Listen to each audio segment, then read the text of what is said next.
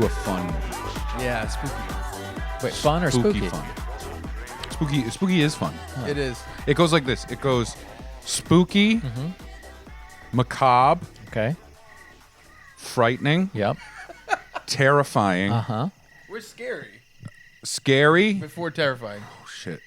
Spooky, scary, Yep. macabre, Yep. Okay. No, It was frightening. frightening, Yep. horrifying, Okay. terrifying. terrifying, and then Funbearable. Funbearable. Hello and welcome to a spooky episode of Funbearable. I am Brad Rohr. I am. Rigor mortis, Ray Harrington. Oh, that was good. That Thank was a you. good one. You yeah. do mine now. Okay. All right. Go ahead. And I am. Well, you got to do the first name. Like how you looked at me like you have dementia. And I am. Who am I? Who am I? Rigor mortis, Ray Harrington. I am Ray Rigor mortis. Harrington. And I am Chuck It'll get up there. Just give it a minute. Staten. False advertising. It's never going to get up there. So as always, we are filming on Halloween, October 31st, 2023. Yeah. But we've sent the tape back in time to be released on the Wednesday before Halloween. The technology costs a lot of money. It's new, Yeah. but Only it's- digital files can go through. Exactly. No people yet. It's like who's that guy? His name is Tommy TV from Willy Wonka. Mikey TV. Mikey TV. It's yeah. basically that technology. Yeah. Tommy TV was a porn star in the 80s. But we're back on Halloween. It was funny because his dick had bumps like a remote. Cut that out.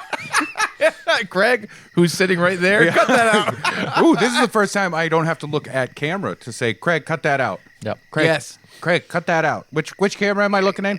Craig. I knew that Ray he needed a jolt of Halloween energy this year. He goes through a lot. He has to explain a lot of terrible things to his child, which is true. Yep. Yeah. When the world is happening, you have to, as a Yes. parent, explain to your child those things. Right. So in case they hear like a badder version of that, a worse Yeah, like Worse, my yeah. parents were like, hey, you're going to hear some stuff about like these colonies rebelling against the British. I just want you to know that we as a family, we side with the British. Brad's alarm clock sound used to be the British are coming. Yes. The British are coming. And your parents went over, like slavery in this country and the history of it They for did. the birds and the bees talk? Yes. Is that yeah, true? it was confusing. Yeah. Brad's parents did go through the history of slavery. Luckily for him, it had only been 3 years so far. Yes. Oh, I thought they did it because they were going over the family tree. Yes.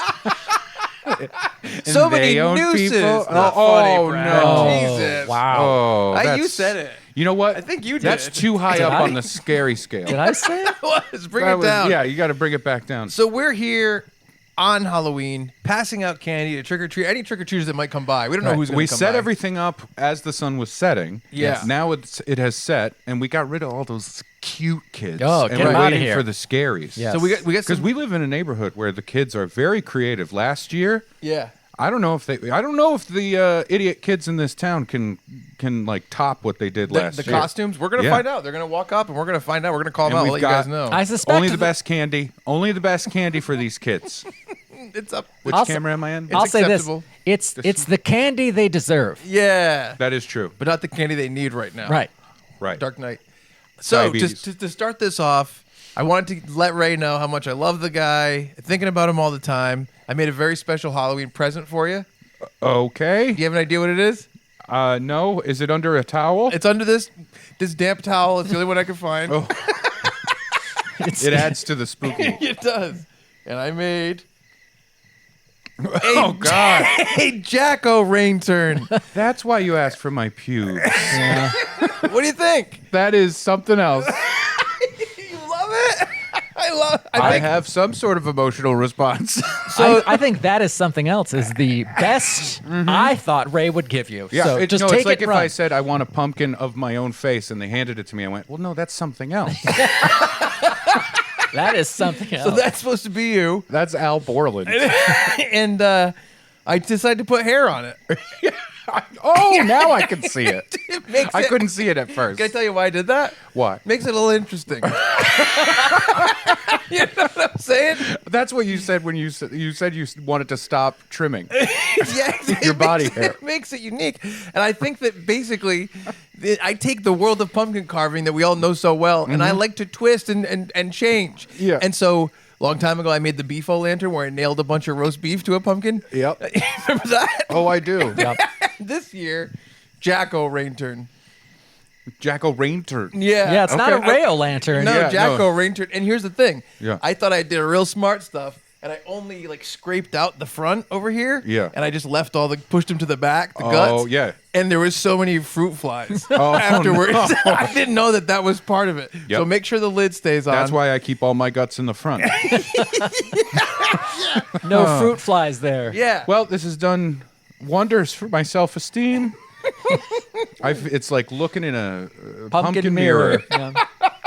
That's the next Netflix Pretty series. good. Pretty I good. appreciate it. Yeah, you're welcome. I like to think of you carving it with your tongue firmly sticking out on the side, like I was doing that the whole time. yeah. It was pretty good. I think it came out pretty good. You're giving the cross Yeah. arms like you always do. Listen, it's hard to carve a pumpkin with an face. erection. You know, Yeah. Yeah. while you're carving I it. know. That's when I did this Funbearable pumpkin. That is something else. I Yeah. love that. Thank yeah, you. In a good way. absolutely. Thank you. wasn't a good one. I tried I mean, really hard. There's still you coulda red maybe Sharpie done- on the outside. Maybe done some pre-planning in terms of the letters. What do you mean? It's Fun Bee. Fun B. R. Arabla. E. Arabla. Hey. It's an Italian pumpkin. That's a password. hold on. We got a trick or treater. Ray, who is that? Oh, Ray, who was there? there's a few of them. There's 3. Yep. They're dressed at I just got it.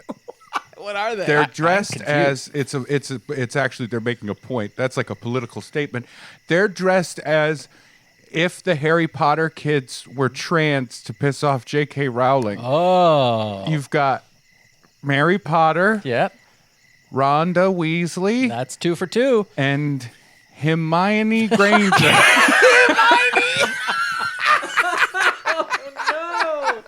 Honestly, though, Hermione still would. Oh yeah. That's a child, right? Not you. no, Yeah. Wait.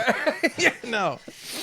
Now that's pretty. Are you Still gonna, would you help gonna them. throw them some candy for Oh, those yeah. costumes? Oh, why did I sit on this side? We're not going to do throwing anymore. We'll pass it. Okay, we'll it. pass. All right. Yeah. Now- Thank you. Yeah. Thanks. Merry I agree with your Christmas. stance. Yeah, I think so. Love you, bye. Oh, that's rude. And what's Hermione went. That's fucked like up. Chuck talking to a teacher.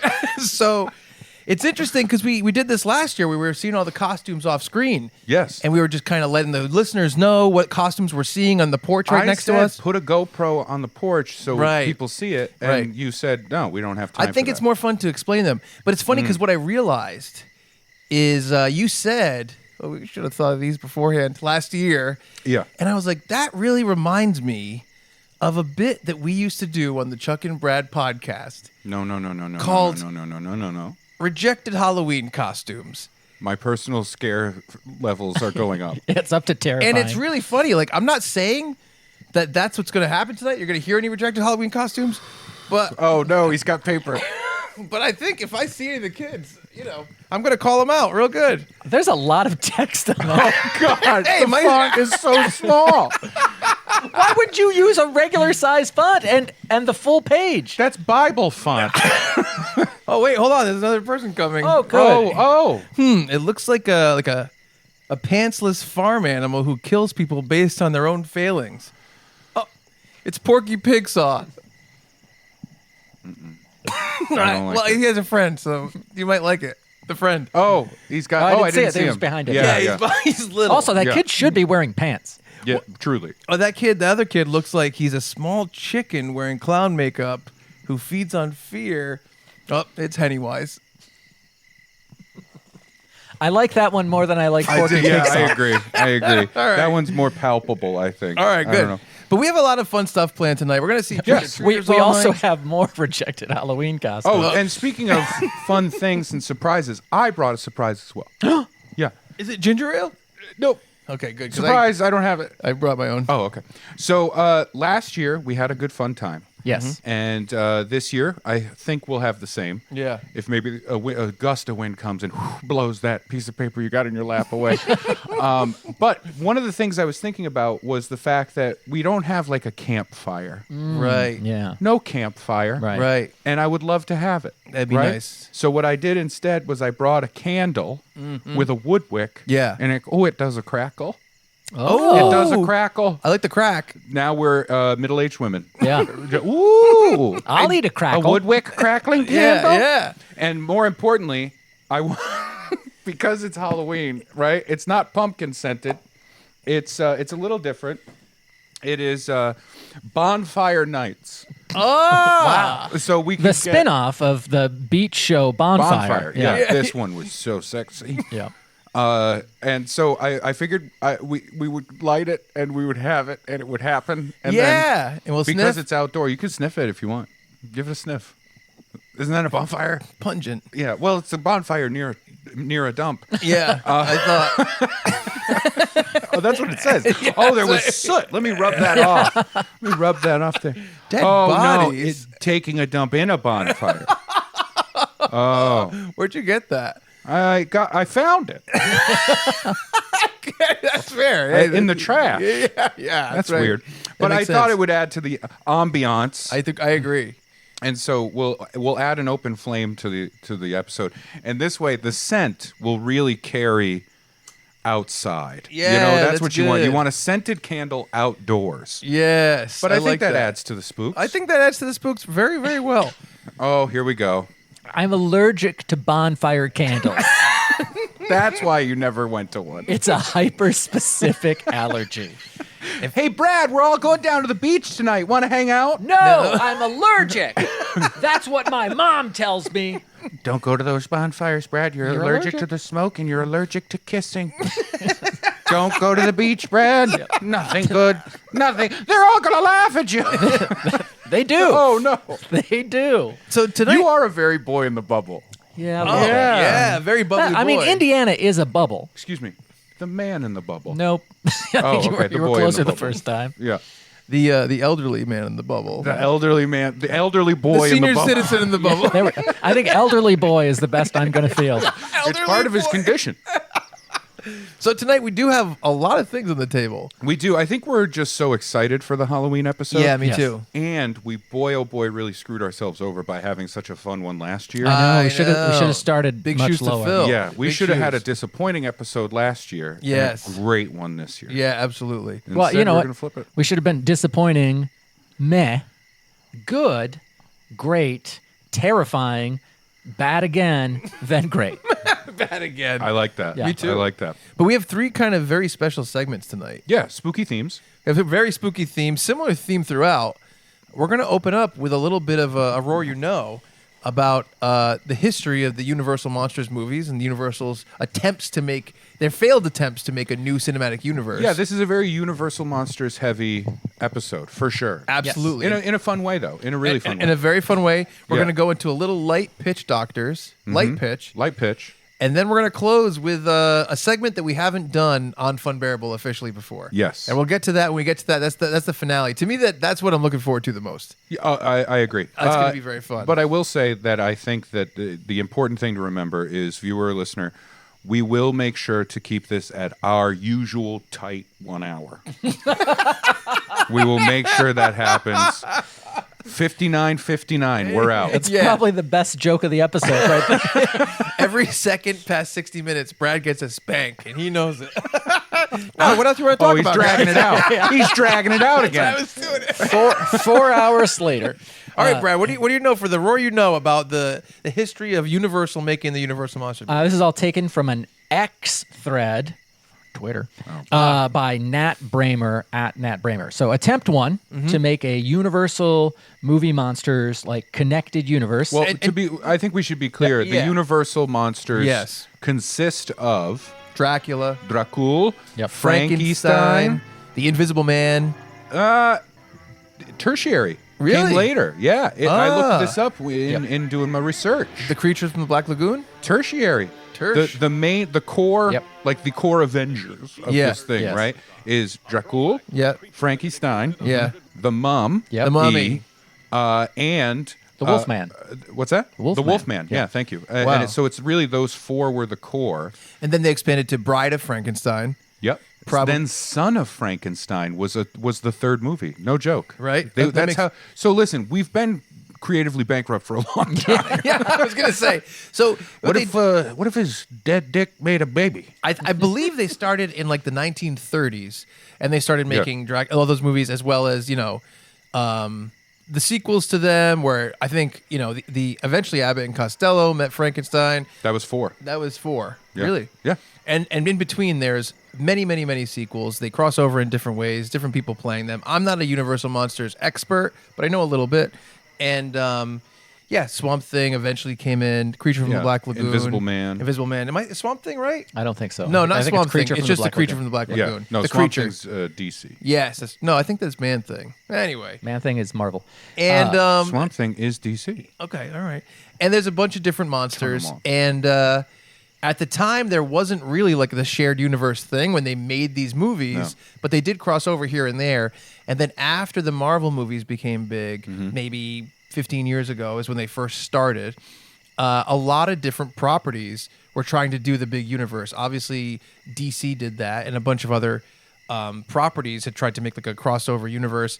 And Universal, they did this big spread, I think, in Rolling Stone or Entertainment Weekly. Do you remember this? Yes. With Johnny Depp, Benicio del Toro, Tom Cruise, of all the people who were going to be the new Universal monsters. Yeah.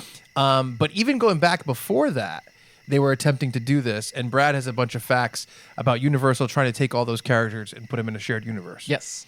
Attempt one, the movie Van Helsing. Ah, right. Van Oh, yeah, Helsing. That's a yeah. later character, too, I think. 2004, starring Hugh Jackman as Van Helsing. Also had Kate Beckinsale in it. Written and directed by Stephen Sommers. The budget of this film was $160 million. It grossed worldwide $300 million. Okay. Oh, all right. That's not so bad. With marketing what was costs the marketing and everything. cost? Yeah, because you yeah. figure double what the Movie is. Yeah, so they not a smash they hit. broke even. Not a Right. smash hit. Yeah. Okay, everybody can have one large soda, One candy and corn. that's it. Yeah, people were surprised. The director, Stephen Sommers, had done the Mummy films, and Universal had a lot of stuff planned. They had sequels, they had other, monster things. They had like theme park attractions planned, and the TV show Transylvania was planned to follow up Oh, on no. this. Show never aired. Yeah? Because this was not a smash hit. Wow, I didn't know about What this. network was that going to air on? I'm sure they were shopping it around. Whoever Universal owns, right? Yeah, Is I'm not it- sure they I don't know work if it's CBS or NBC. Wow. I think it's NBC. NBC Universal. That makes Yeah. sense. Yeah. Wow. So that was attempt number one. Did you ever see the movie Van Helsing starring Hugh Jackman? Yes. I didn't see it. What'd you think?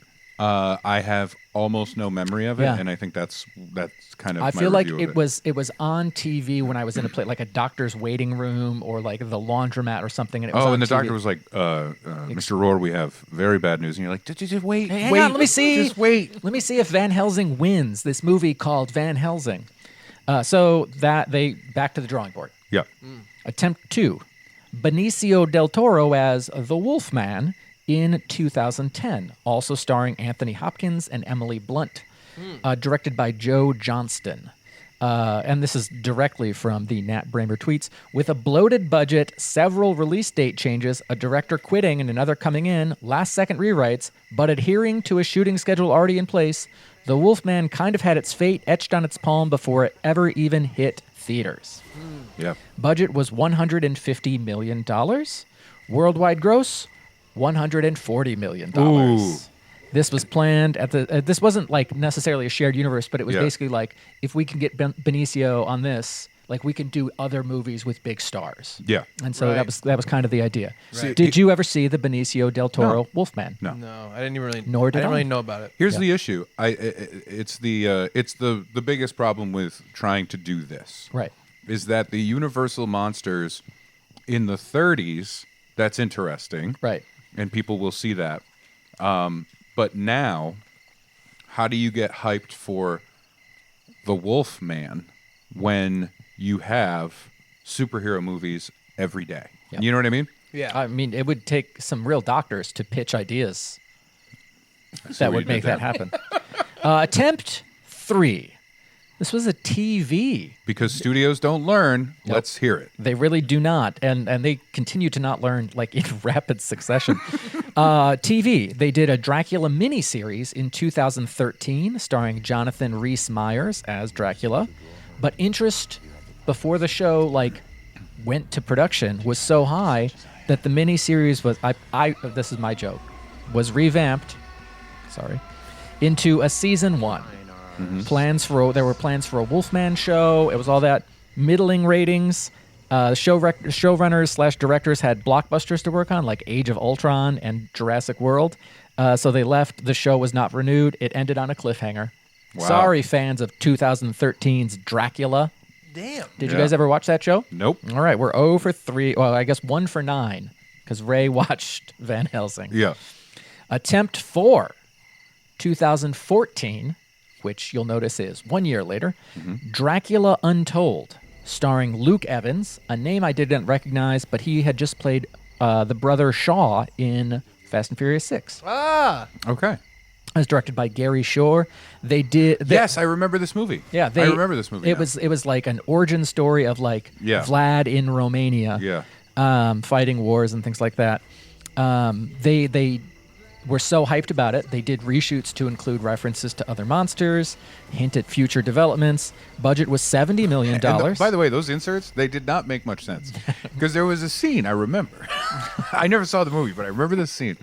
Dracul is he's in his study, and he's talking about how the big CGI army is coming to his castle. Yes, yeah. So much CGI is about to happen, Yep. and he picks up a glass of blood, and he's going to drink some of it, and he goes, "Oh, whoops! This is my friend's drink that he just left. He just left. His name is Frankenstein," and then he just kept going from there. Yeah, really. That was it. It didn't make much sense. Really weird. Yeah. At one point, he's in his wardrobe picking out a cloak, and you see hanging up a hockey jersey that says "The Mummy." Just doesn't make sense. Yeah. It's bad. I'll say, you know what's funny? You know, it'd be a funny thing. This is kind of not related to the Universal Monsters. It'd be funny to make a big budget movie, like a comedy about making a big budget movie. Yep. And you're filming all the stuff where you're going to fill in the CG later, and you have all these empty shots of the armies are going to come over this bridge. And then it's like, we don't have enough money for the armies, and you have to keep cutting down how many people are in it, and that's part of the post-production. That's a really funny idea. Yeah, and it ends with 4 guys running over a hill. Yeah. That could have been like Tropic Thunder. And it's the same 4 guys as the protagonist, but in wigs. Yeah. By the way, check, you got a little schmutz in your hair. Left back, the left back. What is it? What's You happening? got schmutz. You got schmutz. Pumpkin schmutz. It's probably from the Ray Nope, hair. Still there. Oh, still there. isn't that your sweet little nickname for Yes, him? Pumpkin Schmutz. All right. All right. Budget of Dracula. Brad, hold on. You got a little pumpkin schmutz on your inner thigh. Oh, wait. Before you go any further, I do Oh, okay. think there's a couple of... there's a couple trick-or-treaters. There are a couple. You do one. Oh, no, not the paper. It takes away the fun. No, it's funner. No, in the moment, the spur of the moment. This is dead on arrival. No.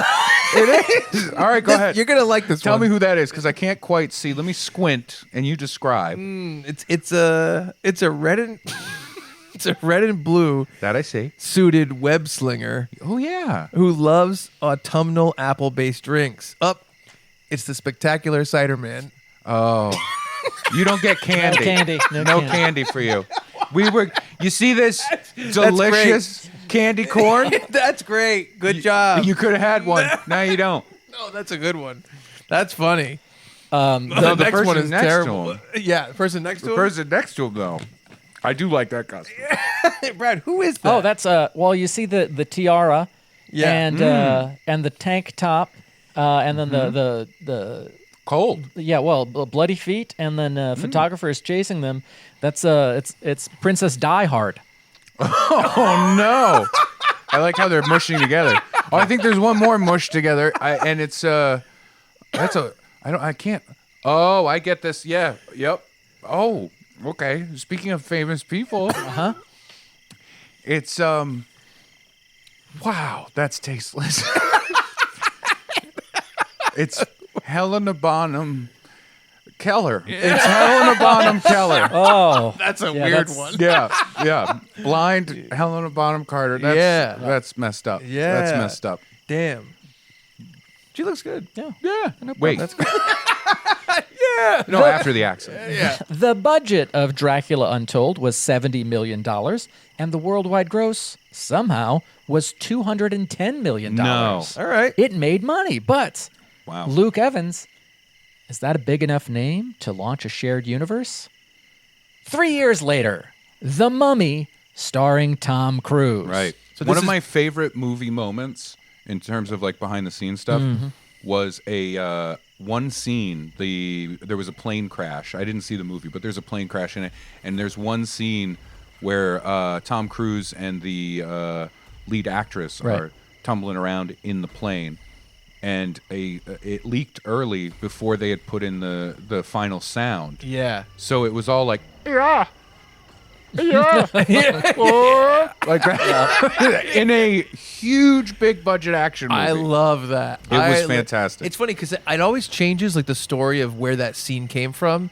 And what I heard was that the day the trailer was supposed to come out, they uploaded the trailer without the score by accident, Oh. and that's where that came and from. somebody grabbed it. Yeah, exactly. That's amazing. I It's think that so should happen funny. more often. I Oh, think yeah. like the next Marvel movie should be premiering, or the trailer drops. It's like, today the new trailer comes out, and it's just like, time to go. If I was in charge of anything like that, I would on every April 1st. Yeah. I'd make it like a thing that you look Oops. forward to, a crazy thing. Yeah. Oops, the new Fast and Furious trailer dropped, and then you just hear Vin Diesel going vroom vroom vroom vroom vroom. Yeah. For me, Crash. my idea was Boom. to do like fake movie trailers that have to do with actual properties, and I think that'd be so fun. I So love fun. that. I like it. We're in 2017. Tom Cruise, directed by Alex Kurtzman, who honestly hadn't directed a ton of other things. And so putting this person at the helm of this dark universe launching property, choice. But the studio released a logo. They named the stars for future movies, all that stuff. So we had Russell Crowe as Dr. Jekyll. Javier Bardem was the Frankenstein's monster. Like, great actors. Yep. I know. Tom Cruise was Tom Cruise. Johnny Depp was the Invisible Man. Sophia Boutella was the Mummy. Plus, Angelina Jolie was going to do Bride of Frankenstein with Bill Condon. All that from the tweets. Seems like we're finally getting this bird off the ground. The budget for the Mummy, $125 million. Worldwide gross, $400 million. Healthy profit. Yeah. Healthy product. But not a blockbuster. It's not a Marvel. Well, the problem Does it need to be? What is going on here? Well- here's the issue though. Like we talk about Marvel being like the Right. the top tier, Yeah. the thing that everyone else is trying to achieve. Yeah. Iron Man didn't come out with like a big laundry list of like, this is all the stuff we're going Right. to do with it. Yeah, of Iron course. Man happened, and then things grew. Yeah. That's the problem. Is like everyone's trying to recreate that by telling everyone ahead of time, this is the first of 99 movies. Right. And I think that changes things. I think that actively turns people off. When I, hear agree. that, I'm like, ugh. You know what I Yep. mean? Exactly. And I think that with Iron Man, they probably did have like, we hope it does well. And we Right, do this right. behind the scenes. But including it in the marketing to the public is very odd. Mm-hmm. It's really, really odd. I mean, Yeah, you know what Marvel didn't do? Like, put out, this is our logo. yeah. For all the Marvel movies that are going to happen. And let Yeah. me tell you who's attached. Before the movie even comes out, here's the star of the 9th movie. Right. Yeah, exactly. I'm good. I know. And also, I don't want to see it. And also, there's going to be probably 1.5 to 2 years between each one when you start. Yeah. So what year are we talking about with that ninth movie? Right. You know what I mean? Yeah. It's so weird. Also, with the way things go with like big name actors now, yeah. don't say anyone's gonna be anybody. Yeah. Because by the time it gets to like, hey, did you know that this person was supposed to be the creature from the Black Lagoon? Turns out they're a cannibal. Yeah. In real life. Right. That's what I'm saying. Marvel's dealing with it now. I know. I know. It's a thing. It's for real. It's crazy. Anyway, please continue. So not blockbuster numbers. Get out of here. Attempt 6, The Invisible Man, 2020, starring Elizabeth Moss. Yeah. Yes, that worked. I like I that. like that one too. Directed by Lee Wanell from Saw. the Saw Wow. franchise. Oh, he directed Upgrade. We were talking about that. Yeah. The Invisible Man was released without connections to other movies, without plans to connect to other movies, and the budget was $7 million. That's what. Yes. Yeah. Worldwide gross, $144 million. So, studios were like, oh, we can get 20 times our return. Let's do more. No. Oh, by the way, That's crazy. Lee Wanell, I love his choice to be like, you know the paint that's going to get splattered all over the Invisible Man so we can see him? Yeah, we're doing white. Yeah. We're doing white paint. Yeah. Yeah, we know what that looks like. Yeah. We're doing white paint. All I'm saying is, as a fun editor, Yeah. Yeah. that's good. That's good. I say put that one shot at the end of any porn. Yeah. Like you hear like, and then whoosh, the white paint all over. Oh, there was yeah. And then if you're ever caught masturbating in public, you can be like, I was looking for an invisible man. All right, Not hold over on. here. Hold on. I'm gonna look over there in about 20 minutes. Yeah, give me 20. Give me 20. I thought there was one on this playground. I tried to look, but I looked too much earlier, and then I couldn't look this time. I tried to look, and I couldn't look. I couldn't look. No Hold matter on. how hard I tried, I couldn't Hold look. on. Hold on. I'm gonna look in the corner in a Let me minute. look. Let me look. Come on. Eyes don't fail me now. I'm horrified on so many levels. There was going to be a bunch of cool one-off monster movies. Karen Kusama was going to do Dracula. Mm-hmm. Karen Kusama has since was directing Yellow Jackets right now. Oh, cool. Oh, okay, yeah. Invitation. And then Ryan Gosling wanted to star in a Wolfman picture. No shit. Gosling could kill it. That's fun. There I'll has let been, him do whatever he wants. On film or to me, I don't care. Come look over here. Look over here. Ooh, so wolfy. There's been no There movement. might be an invisible man right here sitting on Right on my my face. face. I read a big Collider article about Ryan Gosling's attempt, and like his is the only name attached to it, and all these other names have run through it. And the Collider article, like trying to be optimistic, was like, well, with so many big names possibly attached, how could this possibly go wrong? And I'm like, Yeah. did you not read this thread by Nat Bramer? Yeah. But yeah, that's where we're at for Universal monster movie attempts You know, for a shared universe. Can I say two things about this? Yes, please. Thing number one, psych, is not about this. I think doing this episode of the podcast annually, I consume all of the candy corn that I consume in a year. Yeah. Only in this episode. Yeah. Like that's it. Nothing else for the rest of the year. I agree. That's the right amount of candy corn. to I eat. can't stop, and yet I don't want it. I agree. Yeah. I ate so much harvest corn at Chuck's. That's the off-brand. Yes. Harvest corn. It's made out of like wheat. Yeah. You can taste the gluten. But I wanted to You point can this out. taste the cow feces. This is the second thing I did want to say. I was thinking about this earlier when we were talking about, how we're going to do some doctoring of pitches. Yes. Yes. I realized something, and I haven't heard people talk about this, and I thought for sure you would mention it in here, the history of these movies. In the 90s, we got successful versions of all of these monsters. We did. In the 90s. We had Bram Stoker's Dracula. Right. Which was a hit. Yep. And artistically phenomenal. Cool. Like Yeah, it's amazing. right. Like Yeah. the practical effects. Like, and it's also a movie that's wild. It is going for something. Yeah. Yeah. And they achieve it. Yeah. Bravo. Yeah. Mary Shelley's Frankenstein. Yep. With Robert De Niro. Yep. Which just sounds insane now. If you Yeah. say we're gonna do De Niro as Frankenstein Yeah. now, you're like, don't do it. Yeah. Don't do it. Just this enfeebled old man forgetting lines and saying things from an Adam Sandler movie. You're like, no. But Pacino shows up for some reason. He's like the head villager. It's Heat. We gotta three. get this Frankenstein. Oh, that's good. Thank you. And That then was somebody really goes, somebody hears him say, we got to get this Frankenstein. And they go, that's actually really racist. Right? That's anti-Semitic. Just a moment of silence for that. Wow. I liked it. We had that. We had Chevy Chase as the Invisible Man in the 90s. Was that successful? I think it was successful. I don't remember that. I saw that movie when I was a child, and I saw it a little while back. I was going through some Chevy Chase stuff. I wanted to be like, what? I was too young. Yeah. Me too. I think the movie is decent. I think it holds up relatively well. I don't think it flopped. Right. I don't think it was like massive success, but I don't think it flopped either. And then we had a Wolfman with Jack Nicholson. Yes. Jack Nicholson was the Wolfman. Yeah. Wow. See, I don't remember that Yeah. either. I mean, I'm aware of it in pop culture. It's tough because I do kind of feel. Oh, and The Mummies with Brendan Fraser. Was that Oh, that was late 90s That or was early very 2000s? successful. That was very mid, successful. Mid to late 90s. That was like, yeah. So in the 90s, we had all of them. right. but they were just separate. Yeah, exactly. I really think that there is a thing where it really has more to do with getting someone who's like, here's my, a director / writer, whatever. Here's my take on this.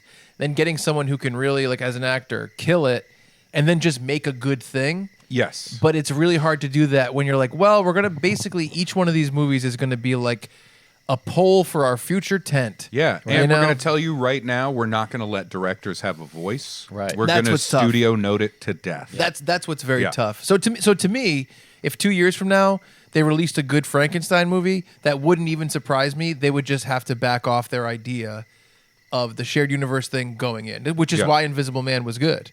Yeah, Right. You know, Yeah, exactly. See, like that's a perfect example because Lee Wanell said Invisible Man, and he took it into such a different direction, it became an original thing. Yeah. You know what I mean? And that's kind of the key, I think. Yeah, I agree. But good research, Brad. Thanks. Thank you, Bradley. Yeah, and Ooh, so spooky. Just over your shoulder. Oh, Brad.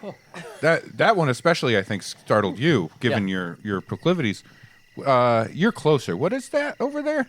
Oh, my proclivities that I'm worried about. Oh man, I was not prepared for this. All right. They turned around and I see it now. Oh, now you can see it. It's for those of you who can't see on camera. I don't know if we have the angle on it, but it's a blue super genius from the Star Wars universe, but wearing a silver wig like Cisco. It's Admiral Thrawn song. Is it? It is. that's really weird. And what I'd like to say to that person is, you took too long setting up your costume Yep. for it to feel. Admiral Thrawn. Yeah. I never heard of him. I mean, I Star Wars. I just watched Ahsoka, and then I Yeah. just read all 3 Timothy Zahn Thrawn Ah, books. it's, So, it's in the pop culture sphere. yeah. There you go. I don't know. I'm pretty sure I said this joke last week, but Ahsoka. That's that Mormon documentary, right? I don't know if you said it on the air, but you definitely said it. I can't stop. Yep. I can't stop. Chuck, who are they with? Oh, it's weird who they're with. I think it's their dad. Okay. Because he's much older. He's probably like 58. Yeah. He's pretty attractive. Dead on. Wow, he said dead on. He's a handsome. Handsome, He's yeah. really handsome. Yeah, look He at- has some hair. Oh, you know what? He's the Dilf man. Like a wolf man. Oh, I don't know. that's a good beard he has there. I think it's good. I don't feel as bad about mine now. At least it's accessible. This one with him. Yeah. Oh, at first I was mad. Now I'm confused. I was angry, but now I'm like, huh? Right? First I was like, Yeah. I'm like, huh? Yeah. It's a Klansman. Oh boy. It's a little cat too. It's a little. I don't It's like a that. cans. I don't It's like a that. kitty Klansman selling Taylor Swift tickets. Oh. Oh, it's the Ticketmaster race. Oh no. That's a rejected Halloween costume if I've ever heard one. I hate it. Oh my goodness. Yikes! Happy Halloween. I see one up. There's pear. Oh, okay. You know what? I dressed warm, except for my hands. My hands are so cold right now. Really? Yeah. My hands are good. Yeah. But I Maybe do it's see, just my morbidly obese body's poor circulation. I do see a Oh, there's pear. somebody else. It's a pear. Oh, that's a good costume. A pear. A pear. Yeah, box it's pear. Bartlett. It's a little weird. It's weird. One of them is Penny Marshall. It's weird. Okay. And then one of them is the fat guy from Lost. Oh, it's Laverne and Hurley. Oh. do you That think, works Brad? together and apart. Good for you. Yeah. One of them for is just you. Laverne. Is that the right one? Is Penny Marshall, Laverne, or Shirley? I'm not 100% sure. Brad? I'll I was say- born in the 80s. I don't know. I'll say Chuck was like, "Who's popular?" And he Googled it, and this is what he came up with. Did you have your Google settings to 1979? In the list of who's popular, is it whoever's going to solve this Vietnam crisis? I am mortified to be associated with that piece of paper right now. Oh man. I did look up who's popular. How did I end up with that? Oh, this one's very direct. Just to end it and move on. This one's very direct. Sexy Ringu. Actually, hold on. I didn't know there was another guy. I see another. I love how she crawls out of that hole. I see another sexy one out Wait, there. no, is that the ring? Yeah. Yeah, okay, sorry. I see another I was sexy. thinking of The Grudge. I think I see another sexy one out there. It's a scantily clad young lady who has an interest in the 2024 presidential election. That's right. It's none other than Joe Biden. Oh no. He's popular. Not my prostitute. That was a little Red State Ray coming out for you. We had a request from, I'm sure, an insane individual. It's like he wants more Red State Ray. Brad showed me a video before we started recording, and it was somebody like, I want more Red State Ray in the show. So do I. That's better than the dumb shit you guys do. Whatever he said. And then it's like, I love Red State Ray. And I'm watching this, and I'm like, I don't like Red State Ray. There is a series of sexy ones. There was the sexy Ringu. There was the Joe Biden and Brad. Who is that third one? Because there's Sexy Brad Rohr. sexy Brad Rohr. Thank you. Thank you. No, that was the Invisible Man. Actually, there are just a couple more sexy ones. There are a few sexy. They're good. together. Look at those bright outfits. Oh, okay, yeah. Don't wow. those women seem a little young to be filmed doing that? Oh no! They're the Powerpuff Girls Gone Wild. These are veering towards like bowling team names, and it drives me insane. It's like it's names that ska bands passed on. You know what I mean? And I'm upset that you have a list. That what I have for paper is just the pitch thing that we're doing. Yeah, and you're like, let me get out my record here. I have a bunch of stuff. You said there were a couple of sexy ones. Is there another sexy one? Those three were together. Oh, okay. You know what I mean? Oh, the last sexy one's very direct. It's a dick pic. Who's?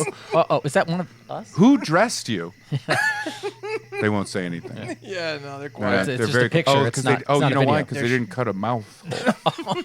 Where do you put the on the top? Okay. You put the candy in it. All right. Dock it. Yeah. Yeah. Do it. All right. So we're gonna do a mini pitch doctors, right? Yeah. We're gonna do a tiny pitch doctors. Yeah, It's not it's a full all with pitch. little people. It's not a full pitch. Little monsters. Little monsters. That's a really good idea. Write it down. Because TM. we want to do a pitch doctors of how to make the Universal Monsters of a viable franchise again. Yeah. I got to be honest. Saturday morning cartoon, Little Monsters. Oh, they already have that with a children's like educational show that's like elementary school student level. Dracula sucking blood and killing people and eating them? No, they don't do that. They literally just like hang out in a house and shit. Then why are you even a wolf And man? like, I don't know, because it's for children, All right. for like kindergarten kids. They're not gonna be sucking no bloods. They ruin everything. All right, go ahead. The children do. Yeah. Yeah. So whoever wants to, why do we want to do these pitch Yeah, doctors? we I'd should love have to go said who first. goes in the. Oh, what? Yeah, I'd love to go first. Brad always wants to go first. I do. Brad always wants Okay. to go first. He's Soonest usually the begun, soonest control. done. Even at the orgy, you're like, I gotta get home. Yep. I gotta say, Let me go first. I gotta say, I'd like to go second if that's okay, and Ray will go third. Fine. I'll get sloppy thirds. I guess. Yeah, that makes All sense. right. I like that. I went for a little tonal shift with the Universal Monster movies. This A is musical. This is our pitches to how to make them successful. And Brad made a pitch. got I made all a the pitch. songs. Ray has a pitch. We're gonna hear Brad's pitch. How do we make these Universal Monsters successful again? Movie starts with a sad man leaving a blood bank and walking through the city. As he does, we hear news reports about scientific breakthroughs with the help of artificial intelligence. Not just AI itself, but how it's helped with medicine. The man stops at a butcher and gets a package of hamburger meat. The clerk talks about how AI helps with like international diplomacy. He stops at a Middle Eastern grocer and buys Butcher was talking about that. stops at a Middle Eastern grocer and buys some spices. That clerk is like, hey, the AI has helped lonely dudes looking to date, stuff like that. Basically, AI is great. And this guy's pounded with the message on the way home. He enters a park. As he does, the clouds pull away, revealing a full moon. Close up on the man, his beard grows a little, his fingernails grow and get a little bit sharper. But it's not a full-on werewolf transformation. He sighs, continues through the park on his way home. He gets home, and his roommate, very clearly Dracula, gets out of the coffin with no shortage of effort grunts. Very clearly Dracula. I love that line. Wolfman hands him a pouch of... Hold on. It's ambiguous whether or not he's Dracula. The way you said it, though, is like 90s code for someone being gay. Yeah. very My clearly roommate is very clearly Dracula. Wolfie hands him a pouch of blood that clearly came from the blood bank. Wolfie himself munches on the raw hamburger meat. They discuss how things used to be, how much energy they used to have, how much they used to love to go out and be in the world. Meanwhile, they toss the Egyptian spices into a sarcophagus. Their other roommate, the mummy, comes out. She logs onto her computer to stream. No viewers. This is her job. The mummy's a woman. Deal with it, Ray. Red State Ray. Red State Ray. Hates it. First they come for the mummies. Women can be mommies, but they can't be mummies. Yes. A month later, Wolfie is walking through the city and sees a woman, Mina, on a bike get hit by a car. The car just drives away. Wolfie helps the woman back to her apartment. She invites him in. That's important. He is smitten, but leaves that afternoon. He gets home, realizes he has forgotten DRAC's blood bag and mummy's spices over at Mina's place. He goes back, has to sneak into the apartment. He left like his shopping bag on her bed, and she's like laying on it. So he's trying to like not touch her, get over it. And the door opens. Somebody comes in. He gets startled and pokes two Wolfie sharpened fingernails into her neck, just a little bit. And he grabs his bag, scurries out the open window, gets home. DRAC's looking better than ever. They don't know why until a freshly spiced mummy logs on for her stream, and a video taken by the boyfriend, Mina's boyfriend, has gone viral and is proof that vampires are real. The monsters realize that they are powered by people's beliefs, and as science has risen to prominence, folklore has fallen away. That's why they've been getting so weak. But with the accidental and inaccurate vampire sighting, people start searching for vampires, werewolves, and mummies online. Wow. People start logging on to the mummy's stream, etc. Belief is higher than ever. Meanwhile, the vice president of Staten AI is not happy with this. And you know who that vice president is? Mina's boyfriend. So it sets up a conflict between science and monsters. Right. Wolfie tries to romance Mina, and you have the expected beats there. Her boyfriend is a jerk, of course. Standard rom-com stuff between them. Think Owen Wilson's wooing efforts in Wedding Crashers. Also, Frankenstein's monster lives in the city, and the three roommates, the trio, they hate him. Like when the doctor built you, why couldn't you get body parts from someone who wasn't an idiot kind of stuff? Maybe a little more profane than that. But it's, it's the friend that they hate, but they're kind of lumped in with him because he's a monster. Yeah. The boys need to break into Staten AI Inc. And when they do, they learn the car that hit Mina was self-driving and that her boyfriend knew that AI wasn't safe to be around people. That convinces Mina to dump the boyfriend in a hugely embarrassing way. Maybe Frankenstein sees him and compliments his delicate hands or something like that. But as they're breaking in, they're confronted by a security force. There's a tense face-off. Security chief has them dead to rights. Wolfie looks up and says, "You're forgetting one thing. We're monsters."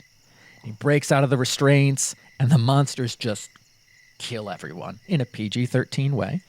But So they like go ham. a lot of wide shots, a lot of snarls, a lot of quick camera cuts. Yep. The lights for no reason are kind of flickering on and off. Absolutely. Yeah. Absolutely. The guys stop the AI from running the city and bring the power back to the people. Sure, people can be monsters, but they can also be beautiful. Stuff like that. Yeah, sure. Wolfie moves in with Mina. Well, that's what all of the men logging on to the Mummy's stream for sure feel. Yeah, exactly. Wolfie moves in with Mina. The mummy moves into a streamer house. Frank gets the boyfriend's hands. So that's a cute little yeah, that's visual at the fun. end. Dracula decides he's going to travel back to his homeland, and that sets up our sequel. So a Interest- little Yeah. romantic action comedy, Universal movie monsters. Yeah, Like- little Friends version of Yeah. the monsters. I was thinking Wedding Crashers like the whole way through, and then the fight scene came to me like today as I was typing it out, where I'm like, oh yeah, they're monsters. yeah, I love the idea of the monsters losing power because people don't believe in them anymore. I stole it from Elf. Yeah, that's really, really good. Yeah. I think that's a great idea. and Peter Pan. Oh yeah. Well, it's funny because this kind of dovetails into mine. So, I Wait, didn't- is yours about the Universal monsters too? Oh boy, this could get awkward. Mine was about the Universal monsters as well. Oh no. no. So, my idea. I actually didn't write it out.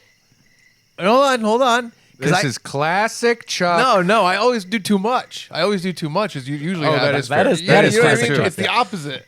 You know what? I prefer this. Well, I usually go too long, so I was like, "Well, we're doing Yeah. mini pitch doctors today." Yeah. So I'm bringing my idea, and I want to talk to you guys about it and see what you think. Okay. Okay.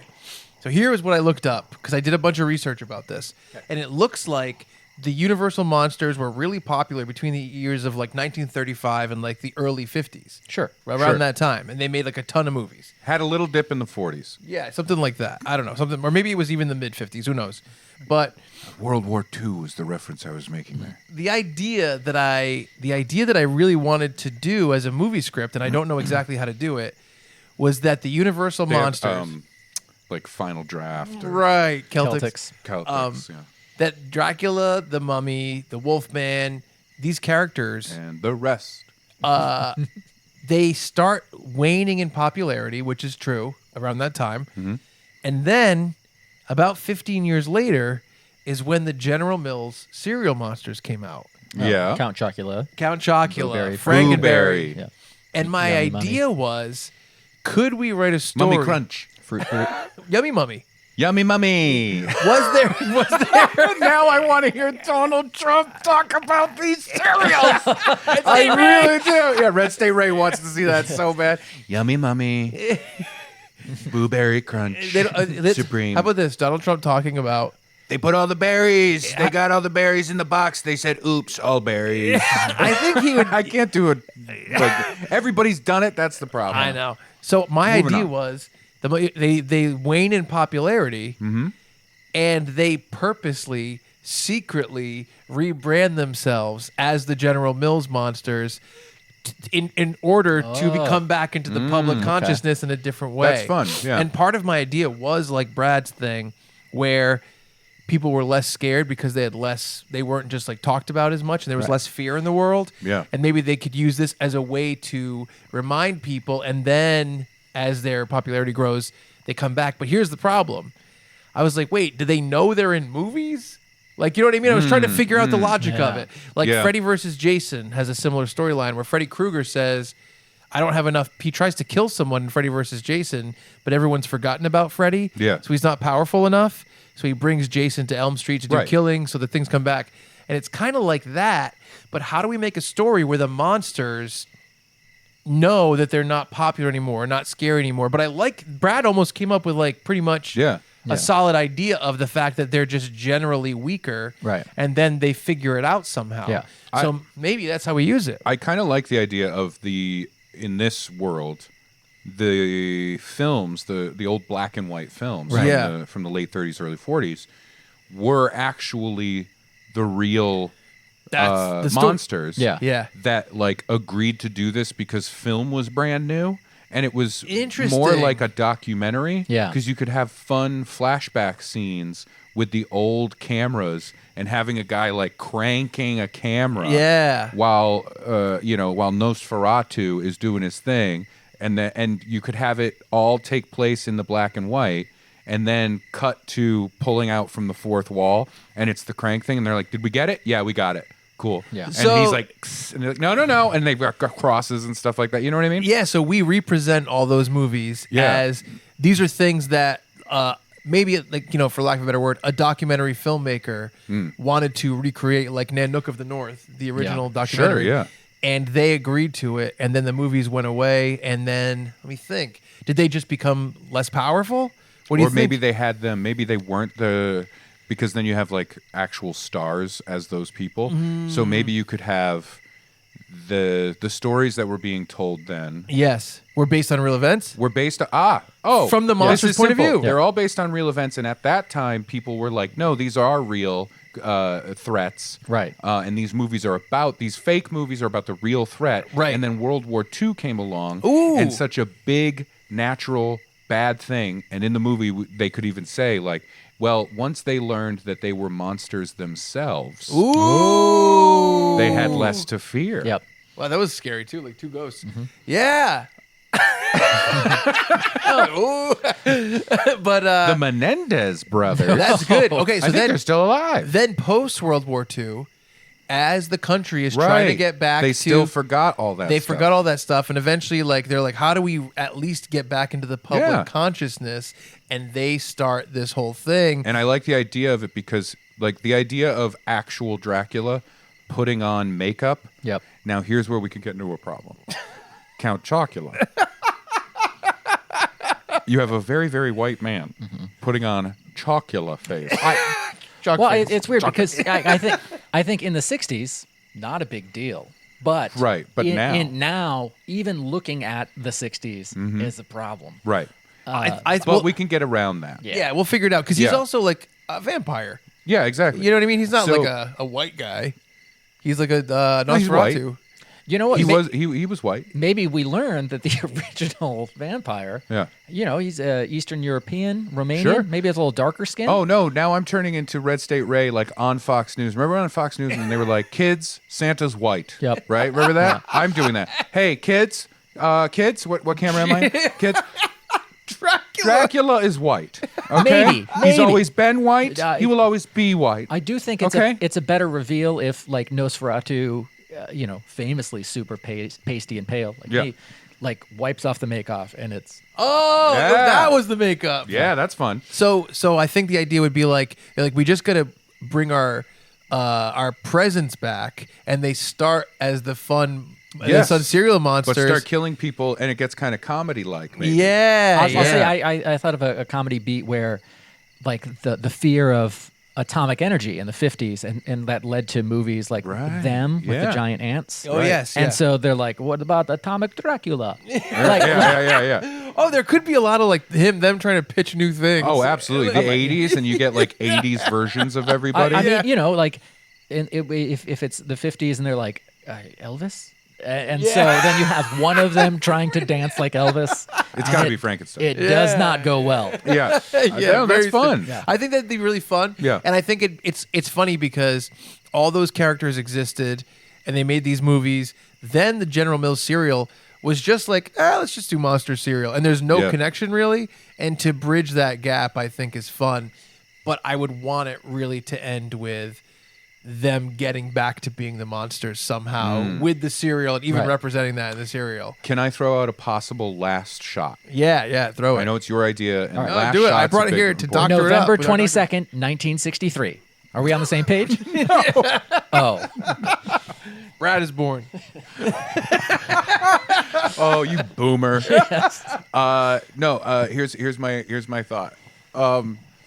I think you get Paul Thomas Anderson to direct. Okay. Because he can do drama and comedy together. Right. makes sense. And I think the last shot of this is Dracula in a cheap polyester outfit to look like Count Chocula. And he looks in the mirror and he says, "You're a star. You're a star. You're a fucking rock star, baby. You're a fucking star." And then he gets up and goes out there. Yeah. Boogie Nights. Yeah, he does a Nights. Boogie Nights. He pulls his fang. And maybe we see a huge Dracula cock. I don't know. I think that'd be fun. Cockula, Count Cockula. Count Cockula. Oh, wait, here comes another kid. It's Count Cockula. Oh, nice try. That's just the dick pic kid with a cape. I do see another kid out there. Oh, no. Stop with the paper. It ruins the fun. No, it's part of the fun. Oh, no. It's like coming to the door and going, "Hey, when you come in, we're going to do a surprise party." oh, this is fun. It seems as if let me try to see this costume. It looks like a New England seafood restaurant saw the success of the McDonald's mascots and has followed suit with their own striped costume thief. That's right. It's the clam burglar. That's pretty good. I like how every one of them ends with you going,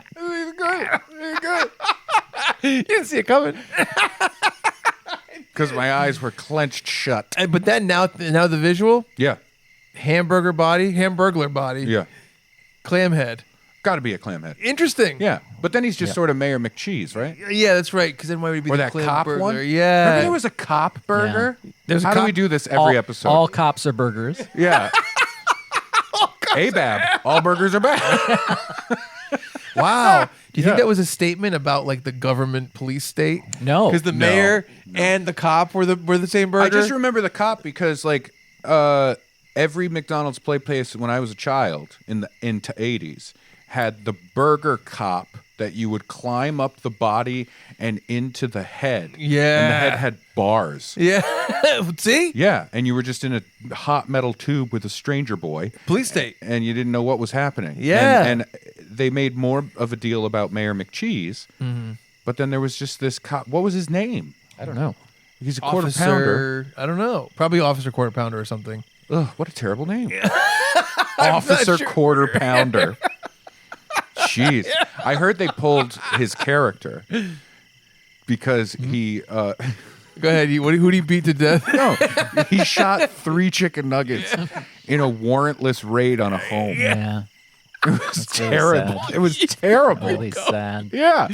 He sprinkled fries on them and said that they found it on that part other. Yeah. He was going for a ketchup packet. Yep. So they shot him. They filled that nugget full of lead. This is. I'm putting this up because I'm chilly. Did you hear what happened on a routine traffic stop on a fish fillet sandwich? Oh no.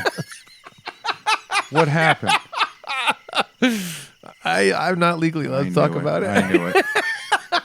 No. I knew it. I think Did they- you know he was a cop? The quarter pounder was a cop, and Grimace used to be just flesh colored, It just, but they beat him so much. Yep. The bruises. I don't like these jokes. nope. So to wrap up the middle of this episode, Act 2. this is. Oh, bless you. I turned into a fucking.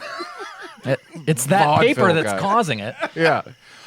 So I have my pitch here. Great. And then a quick funny at the end. Okay. Because I can't help myself. I'm incorrigible. This guy tastes like champagne. It is the champagne of seltzer. okay. Ginger ale. I don't know what I'm saying. Yeah. Universal monsters: Dracula, Frankenstein, the Mummy, and Wolfman. I kept mine to the original quad. Yeah. Fedia. Just like every studio in the past decade, it's time to make an Avengers movie for the Universal monsters. Great. It's what they all want to do. Funbearable Studios. So this started as a cynical, I bet this is what they would do. And then when I was done, I went, this is what they would do. Right? Like that's how I felt about it. So I'm going to give you the opening pre-credits scene Yes. All right. and then a quick like mini synopsis. Okay. All right. And as usual with these, you guys told me to do this homework. And I did it, and then I got too into it when I was doing it. Yeah, of that course. happens every time. Oh, yeah. Okay, we open on a woman walking alone at night through a foggy, very cinematic park. Footsteps behind her. A man steps from the shadows with a knife. A typical movie goon. She reaches for the pepper spray in her purse, but then 2 more men step from the shadows. She starts to back away. Suddenly, a growl from the darkness, and the lead goon is grabbed and dragged into the dark by someone? Something? Guys, it's the Wolfman. Oh. A blur from the... Everybody knows going into it. Yep. A blur from the shadows as the other 2 goons are tackled into darkness. Cut to the next morning, and a disheveled man wakes in an abandoned barn, a knife sticking in his leg. The same knife. Oh, okay. He grimaces as he pulls the goon's knife from his leg. Suddenly a voice. You're good, but you're impulsive. A man stands at the door of the barn, sunlight pouring over him and leaving him in silhouette. The Wolfman grunts an eye roll. Very Hugh Jackman as Wolverine. because basically that's who he is in this. Uh-huh. Impulse is all I am. He stands and pulls a backpack from the hay and begins dressing the wound from a first aid kit in the pack. He's done this before. The man in silhouette steps into the barn. He's a thin and kind of pale man. Reminds you of Agent Coulson, from the Marvel movies. He asks, "It's a big city. How did you know that those men would be there at that moment?" Wolfman pulls on his jeans and says, they just smelled wrong.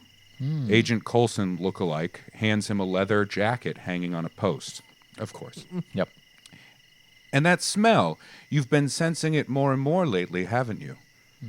Wolfman, looks at him curiously as he takes the jacket and, of course, again, heads towards his motorcycle outside.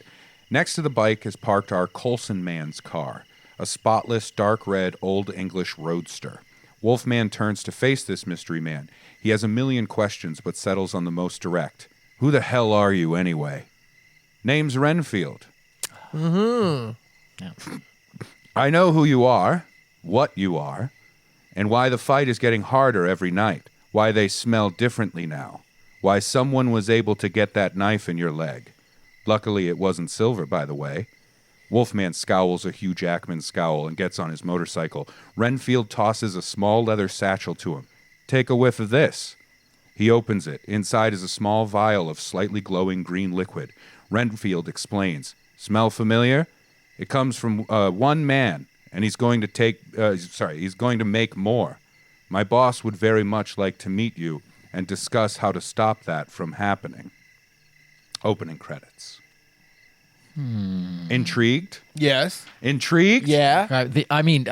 Chuck's like a green glowing ooze. Please let it be Shredder. Please Yeah, let it be Shredder. Please let it be Shredder. So, in summation, Dracula is Nick Fury by way of Batman. Got it. He's used his wealth and power through his proxy Renfield to establish a stately manor just outside, enter big city with production tax breaks, probably Vancouver. Yep.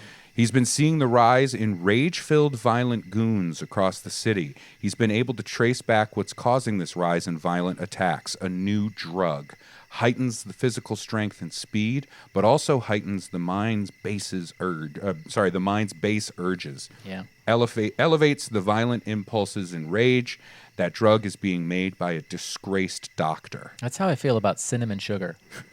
Doctor.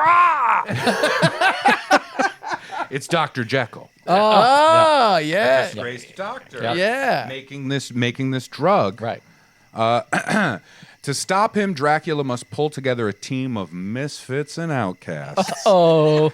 They're recruited one by one throughout the movie and all join forces. Dracula, Nick Fury / Batman, Wolfman, Wolverine, the Mummy, who is a manifestation of an Egyptian queen. Oh. I went with the same beat, Yeah. right? As the Wanda / Scarlet Witch. Okay. And Frankenstein, the Hulk, who everyone calls Frank. Yep. The Frank. The Frank. He's always eating hot dogs. And he's blunt. You wouldn't like me when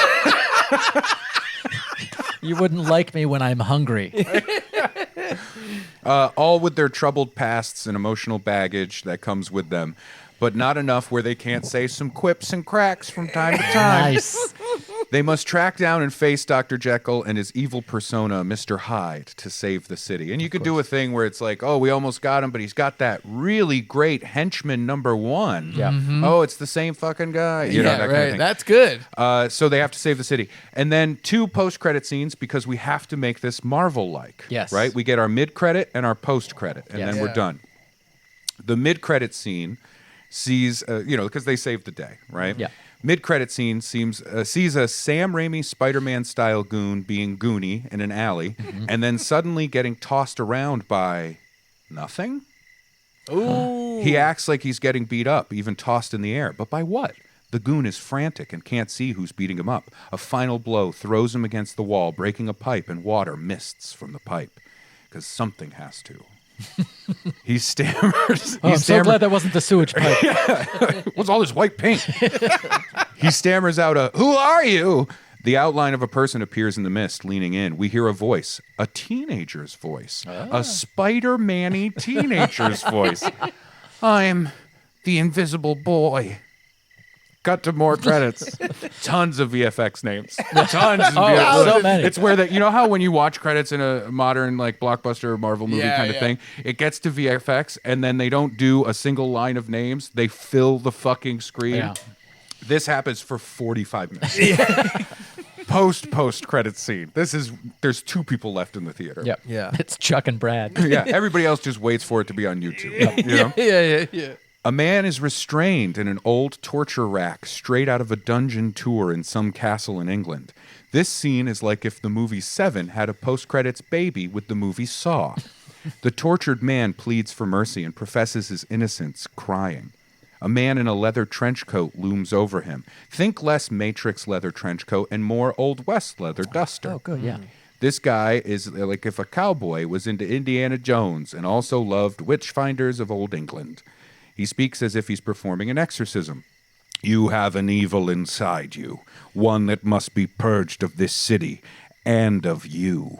The torture rack cranks tighter. You will tell me everything you know. You will tell me where to find the vampire. And in the end, he cranks the torture table even tighter. The man screams, in the end, you'll thank me for saving you. Cut to sequel tease title, Dark Universe, Rise of Van Helsing. That's great. Make him a villain. Make him insane. Thinks he's saving people. Yep. Yeah. That's fun. That's Very great. fun. Can I give you an idea? Judge me, baby. So you said that Dr. Jekyll and Mr. Hyde, it's going to be a thing where, you know, Dr. Jekyll is kind of the mastermind. Yeah. And Mr. Hyde is the bodyguard. And people don't know that until the end. Yeah.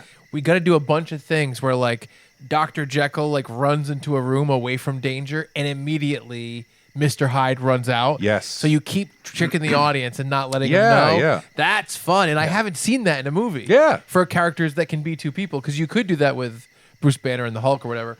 But I haven't seen something like that where they keep it a secret until later. Yeah. That's It's fun. very cool. It's fun. So it was my I bet they'd do this, and then it turned into, I bet they'd do this. Yeah. Yeah. Maybe I should write a spec script. I bet I'd do it. Yeah. I'd do it. Can I do it? Can I? Can I, please? Please let me have Universal $1 million.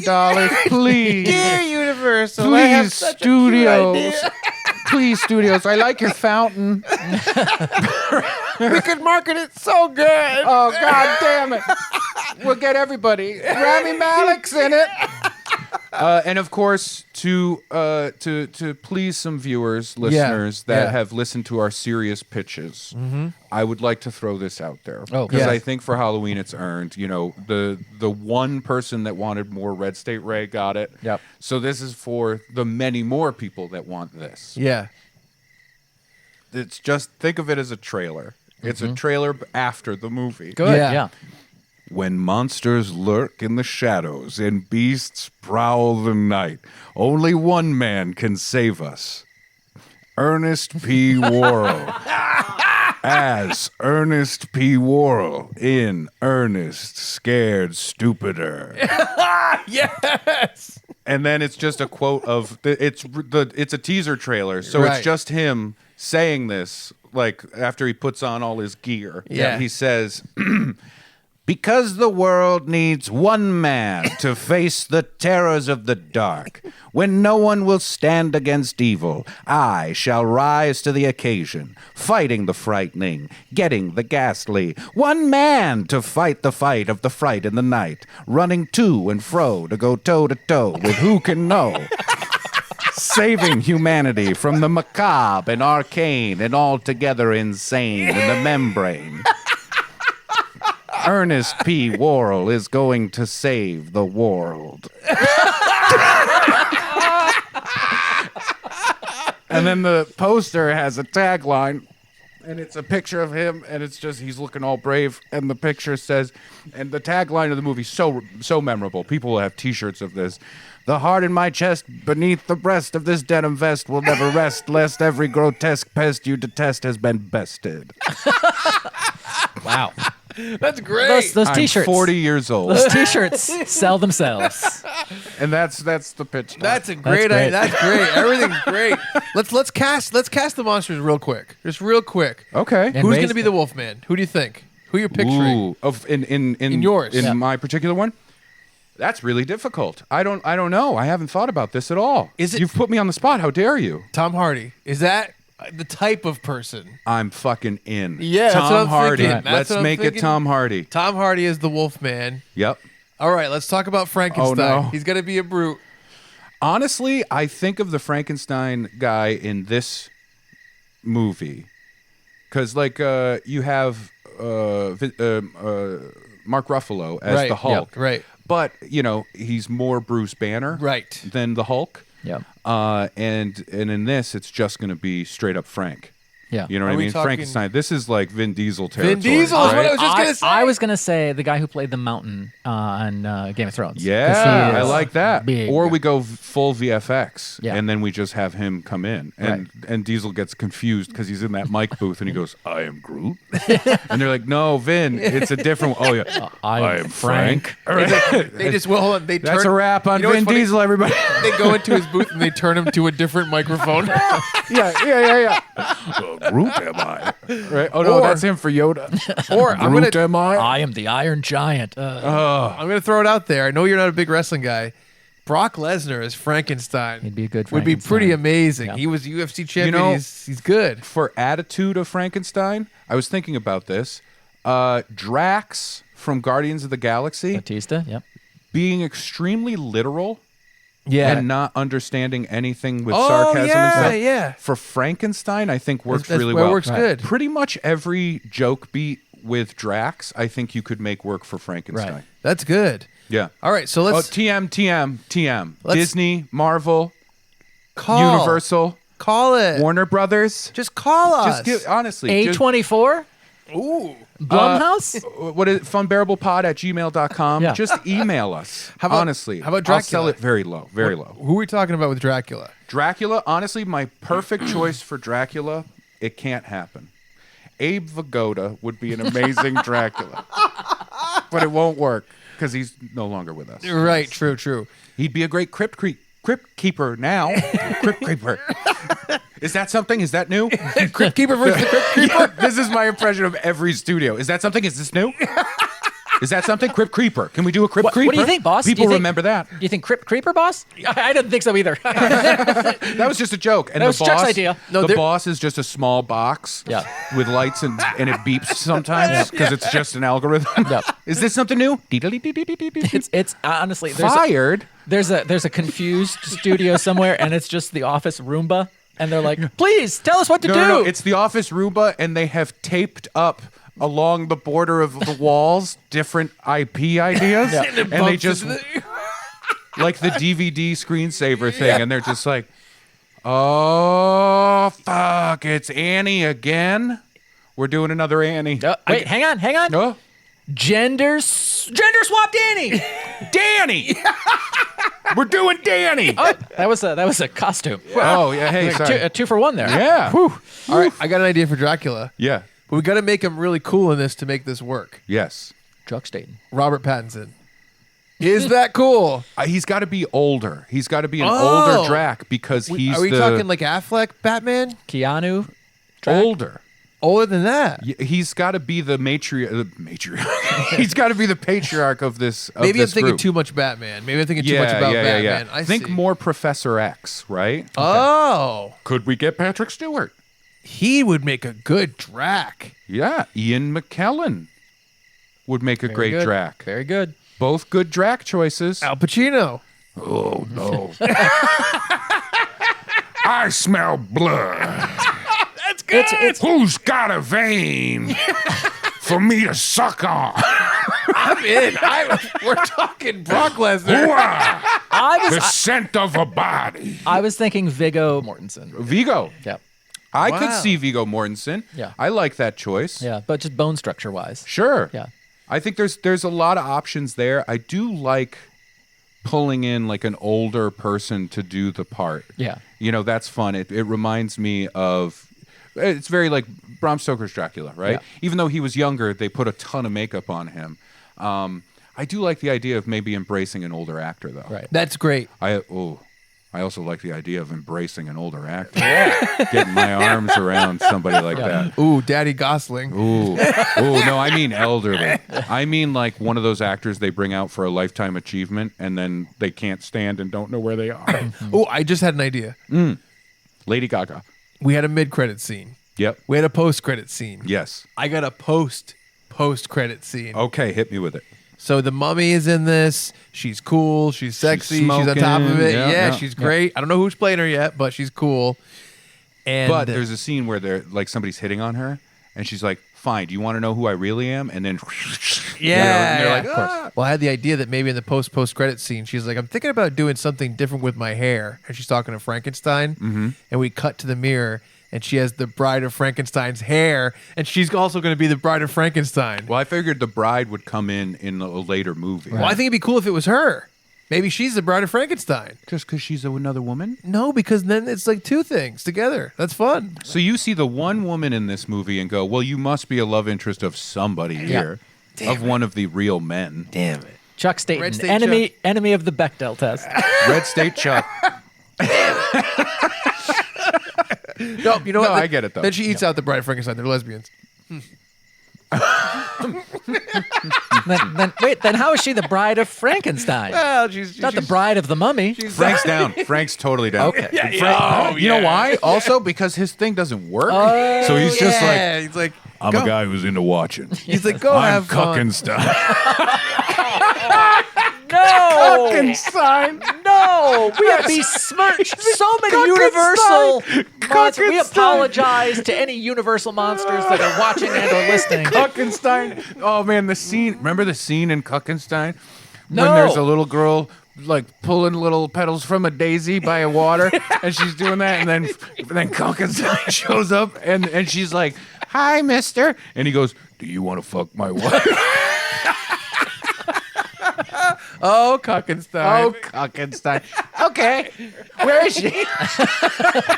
The villagers in this movie, they're not chasing them; they're just getting in line. Yep. We all want to do it. One still has a pitchfork.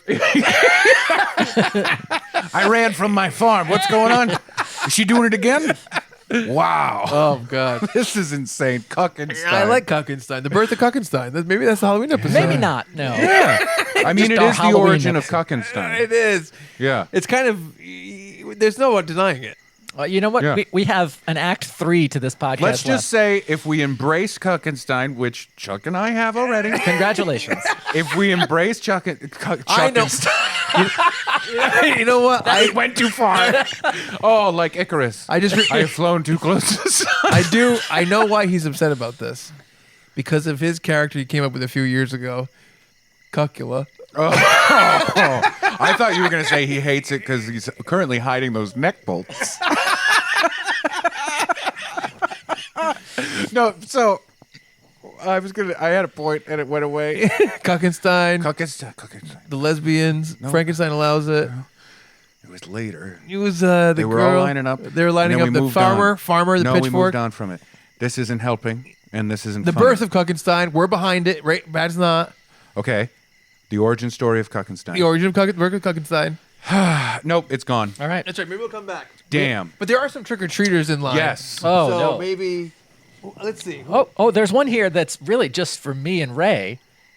He's dressed as a taskmaster's assistant, but he has like stalks of plants where he Huh. should have limbs. Weird. It's Little Alex Corn. Oh, by the way, I didn't get a chance to say it at the beginning of this episode. Yes. Brad, I love that shirt so much. It's Taskmaster. It's official merch. They sponsor a football club in Chesham. European. That's cool. I get it. with soccer ball. I get it. It's like a. Over there, they do soccer, and they don't even know. They call it football. Just because it has a foot. So stupid. Guess yeah. what? You use your feet in other football. This is a gift from podcast pal Lou Perella, and this Wow. is the first time I've had the opportunity to wear it. So Well, he may be a podcast pal to you, but to me, he's a podcast stranger because I have no shirt. No, I do. I Yeah. love that. By the way, It I'm, is well, fantastic. I'm glad I got Little Alex Corn done because I'm like, oh my! I see my sweatshirt and I'm like, oh, I'm sitting next to the front door and we're getting so many trick or treaters. yeah, That I it's am a lot. freezing over I here. remembered what it was. Okay, go ahead. The problem with Kuckenstein Oh, good. is if we make it, and it becomes as successful as we all know it will be. Yep. Not all of us. The monster truck's gonna be weird. I'm glad I remembered it.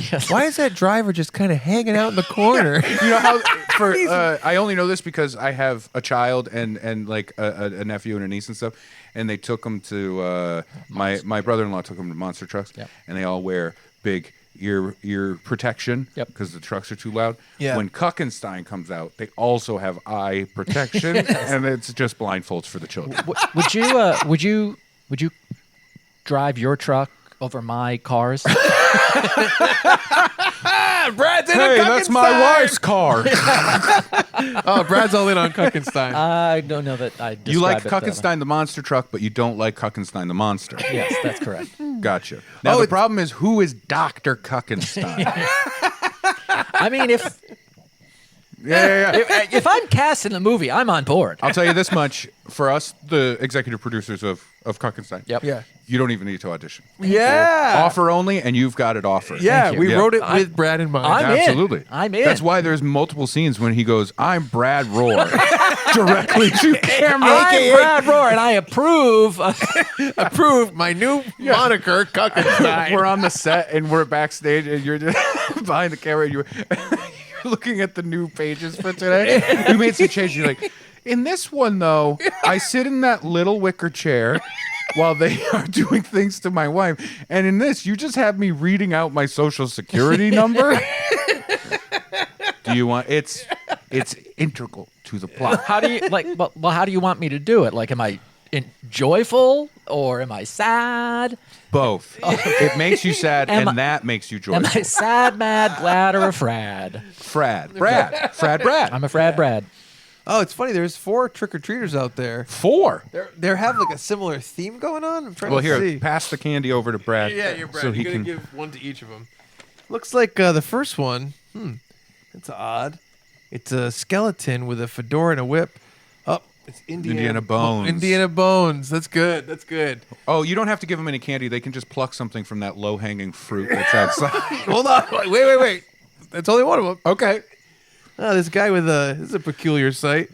It's a financial advisor who hates snakes.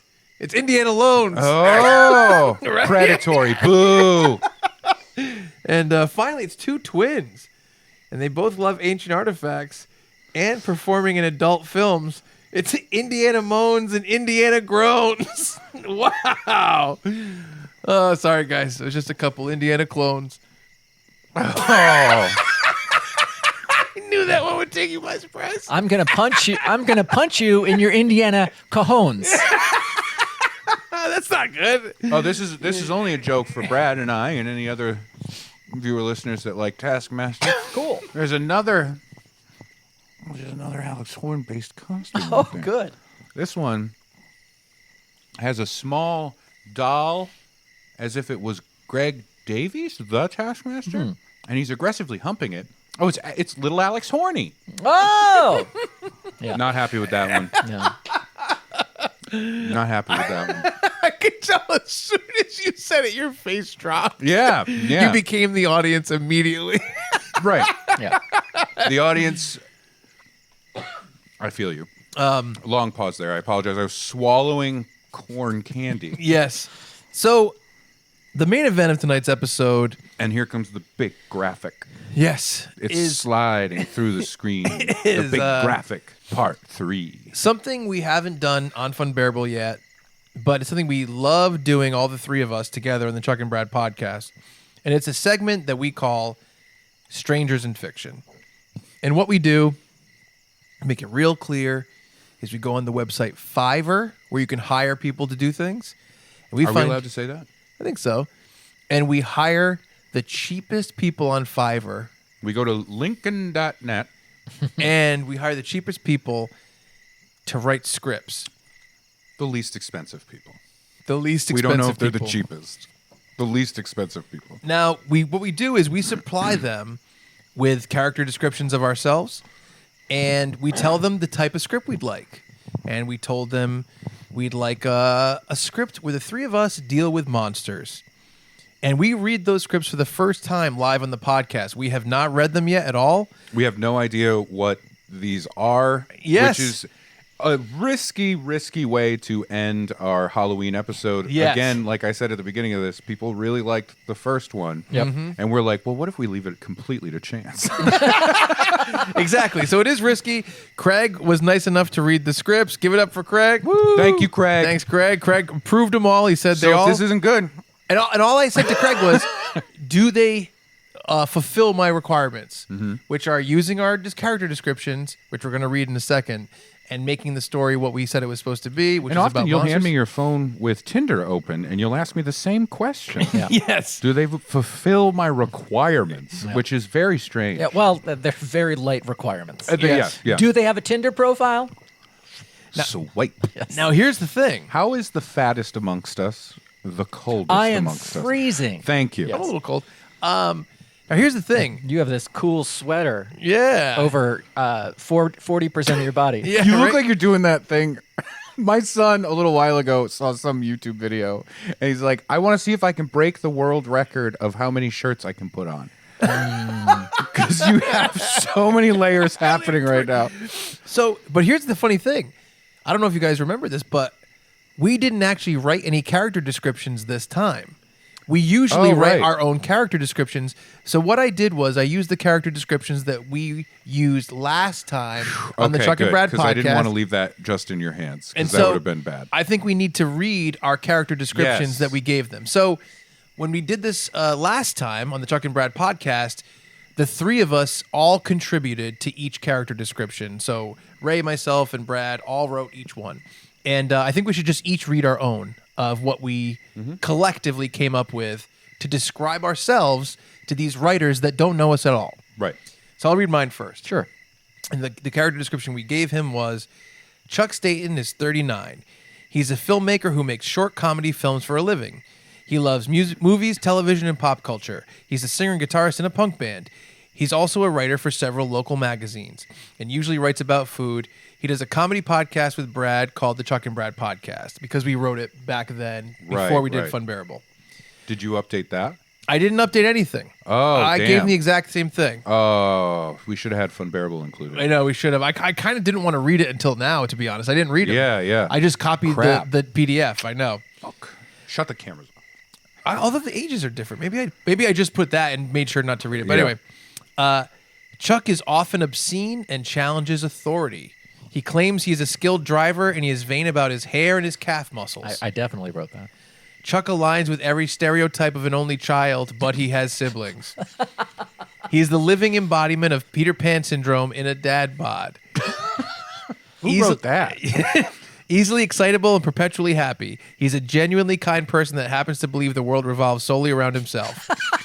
He 1000% believes every idea he has, no matter how small or how bad, is the best and greatest idea ever in history. That was written before we did the podcast. And then every episode has been evidence. Yes. Chuck does his best to put on a happy face, but inside he's constantly on the brink of a depressive mental breakdown. I put that one for fun. Hello, darkness, my old friend. So, Brad, if you want to read yours. Sure.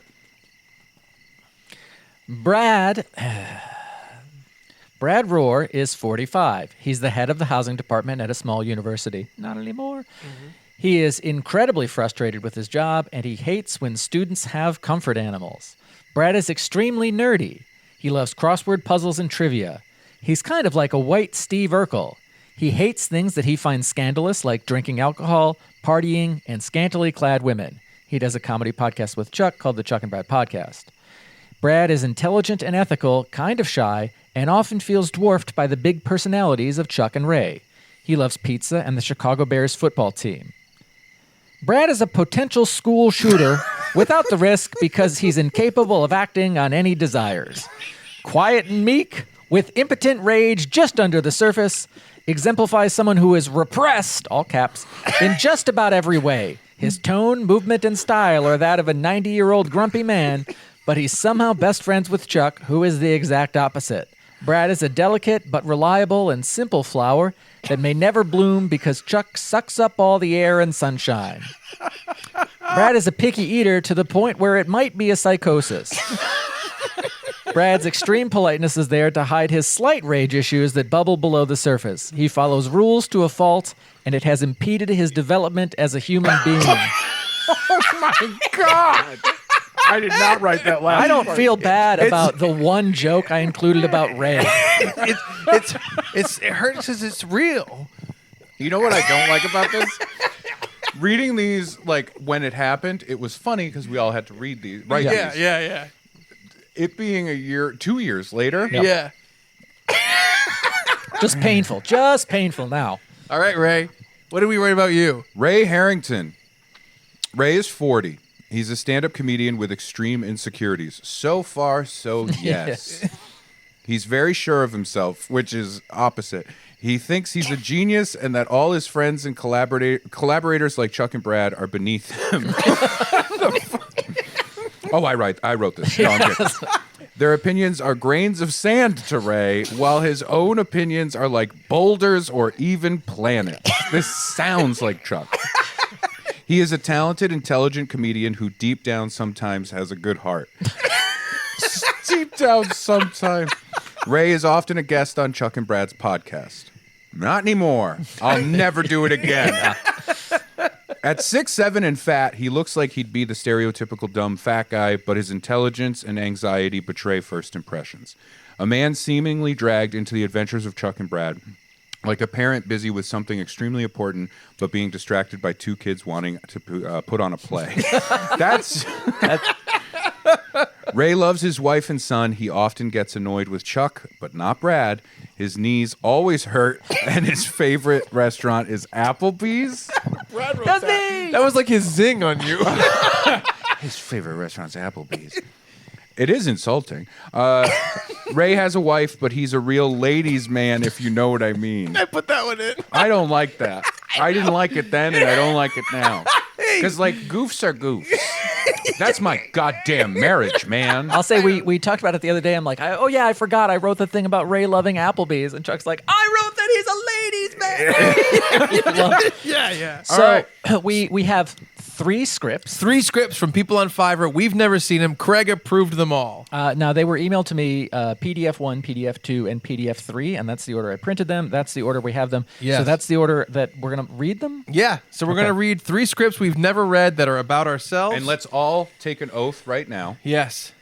that we will not read ahead as much as we possibly can. Don't read ahead. I will narrate and read Yeah. stage directions. This first one. Yeah, Brad's going to be the stage directions. And I think this is appropriate. I want to say this just to remind our viewer listener, if you're still watching this, if you haven't fallen asleep yet, because it's the 4th hour of the podcast. On Halloween. On Halloween. I just want to say that, I think this is a fun thing to do. We talked about this because, we told a spooky story last year. Yeah. We like doing stories. You love it. And this is a way for us to tell a spooky story around a roaring campfire. I know. Yeah.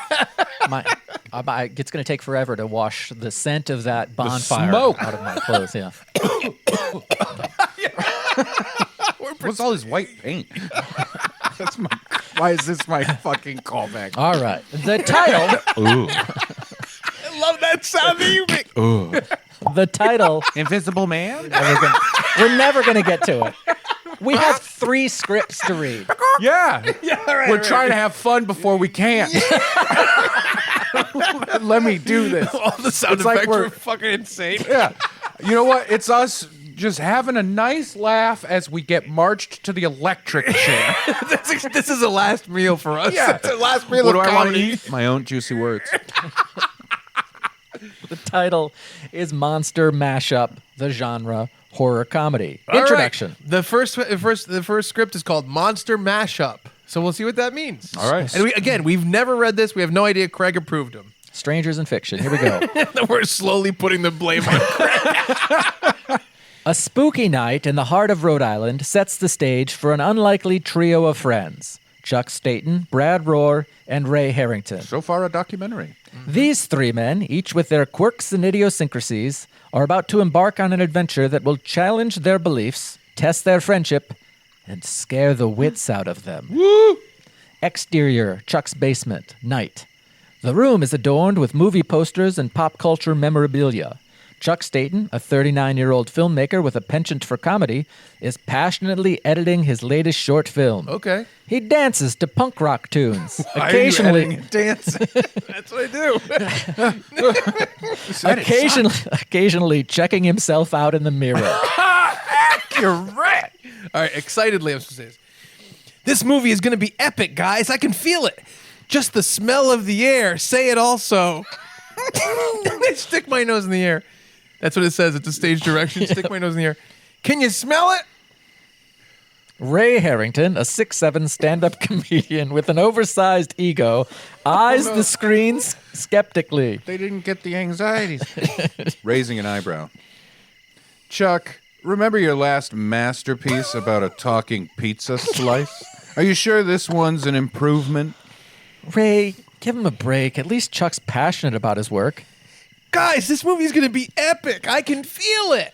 Just then, a power outage plunges them into darkness. A bone-chilling wind seeps through the basement. Did the power just go out? Of course it did. It's not like we're trying to watch a movie here or anything. Chuck fumbles for a flashlight, and a sudden creaking noise from the stairs startles them.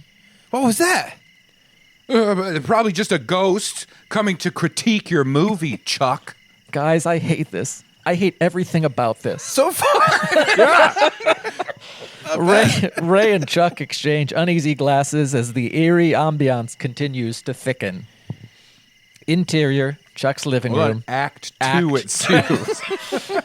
Interior, Chuck's living room, night. By the way, page and a half to get through Act 1. I know, I was going to say, I like the idea of somebody coming out and they're doing this whole thing and they're like, this is a one-man play. It is 14 minutes long and there are 17 acts. I know, it's so weird. Interior, Chuck's living room, night.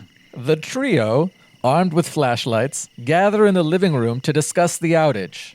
Outside, the ominous silhouette of a figure moves. This is pretty spooky, guys. I'm the king of horror comedies, but this is not part of the script. I hate this. I hate everything about this. Copy paste. I mean, really. By the way, that is your catchphrase. It really is. I hate really is everything fun. about That's so our many first things. shirt. I hate everything about this, Brad. Ray, who usually feigns indifference, suddenly realizes something. You do usually feign indifference. Whatever, no I don't. Ray raises an eyebrow Again. here for the second All right, time. hold on. Now it's really up. There we go. Wait, where's my phone? My wife's been texting. How would I know if I don't have my phone? Outside, the shadowy figure grows closer. I look at Craig every time I say shadowy figure. Exterior, Chuck's front yard, night. Reluctantly, the friends venture outside to check the circuit breaker. The night is eerily quiet, and the house's ambiance gives them goosebumps. It's because we're outside and the house is out. It's just the side of this house. Don't worry, guys. It's probably just a blown fuse or something. Approaching the breaker, Chuck pulls out a flashlight. Suddenly, a horrifying screech echoes from the woods. I like that. What was that? I want to go back inside now. Interior, Chuck's living room, continuous. They rush inside and lock the door. Brad, overcome with fear, begins to tremble. My only note begins. This is it, guys. We're going to die. Chuck tries to calm his friends down, but they hear scratching sounds coming from the basement. Okay, maybe we should just go down and check it out. I knew making this movie was a bad idea. Act 3. What a cliffhanger. Interior, Chuck's basement, continuous. The friends descend into the dark basement, flashlights in hand. They discover claw marks on the walls, leading them to an old, dusty bookshelf. Oh, I discover a dusty old book. Hey, guys, check this out. It's titled The Monstrum Compendium. That sounds like something Chuck would write. Disinterested, it says. You've been I've been disgruntled. disgruntled and disinterested. That's my whole... Probably just some old horror novel. As they open the book, they uncover a series of disturbing ancient engravings depicting Frankenstein's monster, Dracula, the mummy, and the Wolfman. What if this book is some kind of gateway to a monster dimension? Suddenly, the room starts to shake and a portal appears, sucking them in. What a leap, by the way. You hold a book for the first time. You're like, what if this is a portal to another dimension? And it is. One for one. It's like you went into a library, you went, You just... what if this is a portal to another dimension? We got page mastered. Exterior monster dimension night. By the way, if this... Guys, here, good people are weird. I love the idea of a monster dimension. Oh, yeah. That's what I mean. There, good things are bad and bad things are good. The friends find themselves in a terrifying world filled with monsters. The ground trembles as they are pursued by creatures from their favorite horror movies. Guys, here, we're the monsters. Chuck, Ray, and Brad must rely on their wits, teamwork, and their obscure knowledge of monsters to survive. They stumble through eerie landscapes, narrowly escaping encounters with the likes of Dracula, who hisses menacingly, and the mummy, which slowly shambles toward them. I knew we shouldn't have opened that cursed book. Chuck, however, remains surprisingly composed. This is a once-in-a-lifetime opportunity, guys. Think of the movie we can make out of this. Suddenly, the Wolfman, with snarling fangs and glowing eyes, leaps at them, and they scatter. Exterior, monster dimension, dark forest, night. The trio regroups in a dark, eerie forest, their breath visible in the cold air. We need a plan. We can't fight these monsters. Now my eyes are very wide. Yep. That says wide-eyed. I've always been a fan of monsters, but not like this. We'll use our knowledge to outsmart them. Brad, remember that trivia game you won last week? You can do this. You're right. I can figure this out. They concoct a plan using Brad's trivia knowledge to distract and confuse the monsters. It works for a while, but they're still being chased. That skip over that. sentence does so much work to get past it. It works for a while. I like the idea. Skips an 8-minute scene It's also you're just distracting monsters. with trivia about monsters. What rock and roll band is named after the person that was assassinated starting World War II? Go. Wolfman, your turn. Go. Franz Ferdinand. Oh, I'm sorry. That was World War I. Damn it. Oh, you win this round, Brad Roar. Act 4. Yes. This is working for now, but not forever. Interior, monster dimension, various locations, night. The trio finds themselves in various chilling locations within the monster dimension. 1, Dracula's castle. As they enter Dracula's castle, they're greeted by eerie cobwebs and flickering candles. Hello. Chuck Hi, takes nice to the meet lead, using his extensive film knowledge to navigate the labyrinthine corridors. Remember that scene from Bram Stoker's Dracula? I've got this. Chuck leads them through the treacherous halls, avoiding cunningly placed traps and pitfalls with a mix of excitement and anxiety. 2, the Wolfman's Maze. Oh, famous for mazes. Famous for mazes. They call him Old Hedge Cutter Wolfman. In a labyrinthine maze. It's the same word. The labyrinthine corners and labyrinthine maze. The Should it be relentless... labyrinthian? I don't know. No, that I don't know That's how to my say leather it. jacket. The relentless Wolfman Oh, hunts it's a them book from down. the Bible. Sorry, Labyrinthians 12. Yes. Brad, the puzzle-solving expert, takes charge, studying the intricate patterns and solving puzzles on the fly. Solving puzzles on the fly. I've aced countless crosswords. This maze is just another puzzle waiting to be solved. It's a maze and a crossword. This is easy. 11 down. I got this. You have to put in your dating app that you can solve puzzles on the fly. I'm off apps. I'm off the apps. They follow Brad's lead as he deftly maneuvers through the maze, outsmarting the Wolfman and making their escape. 3, Face Off with the Mummy. This is where Ooh, I Ray's would gonna watch Face Off with the Mummy. Mummy and who?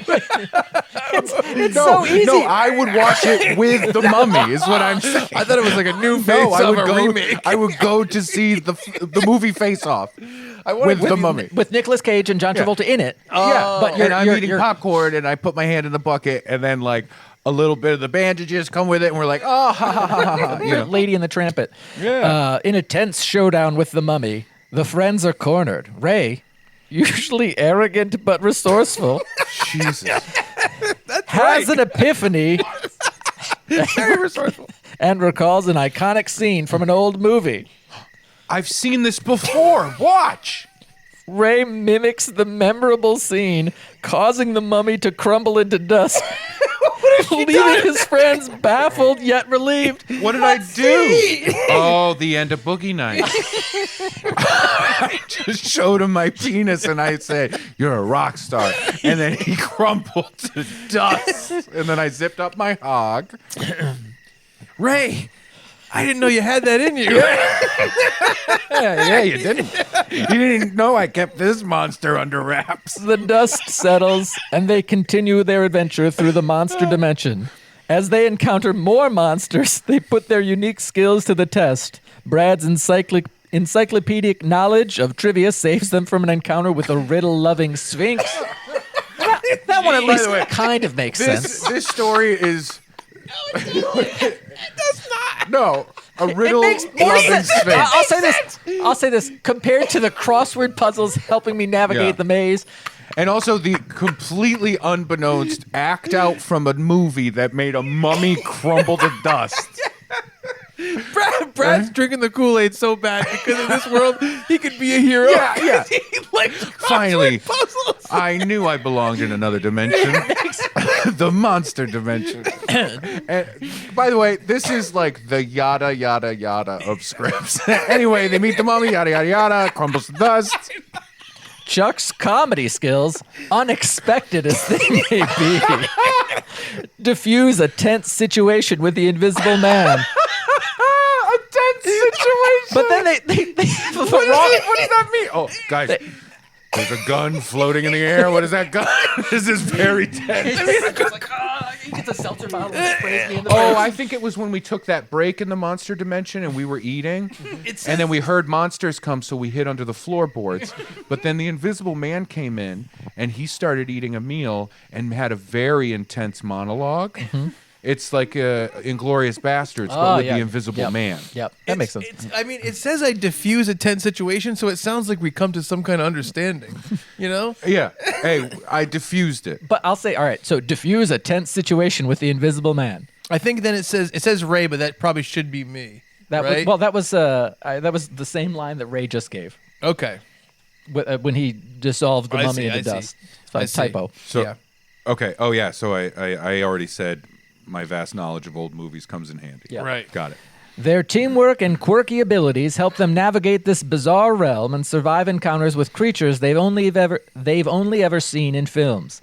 Act 5. 5? Interior. What is this, Master and Commander? Monster Dimension. Final Showdown. Night. Wow. Ooh, The okay. trio stands face to face with Frankenstein's monster, who looms menacingly.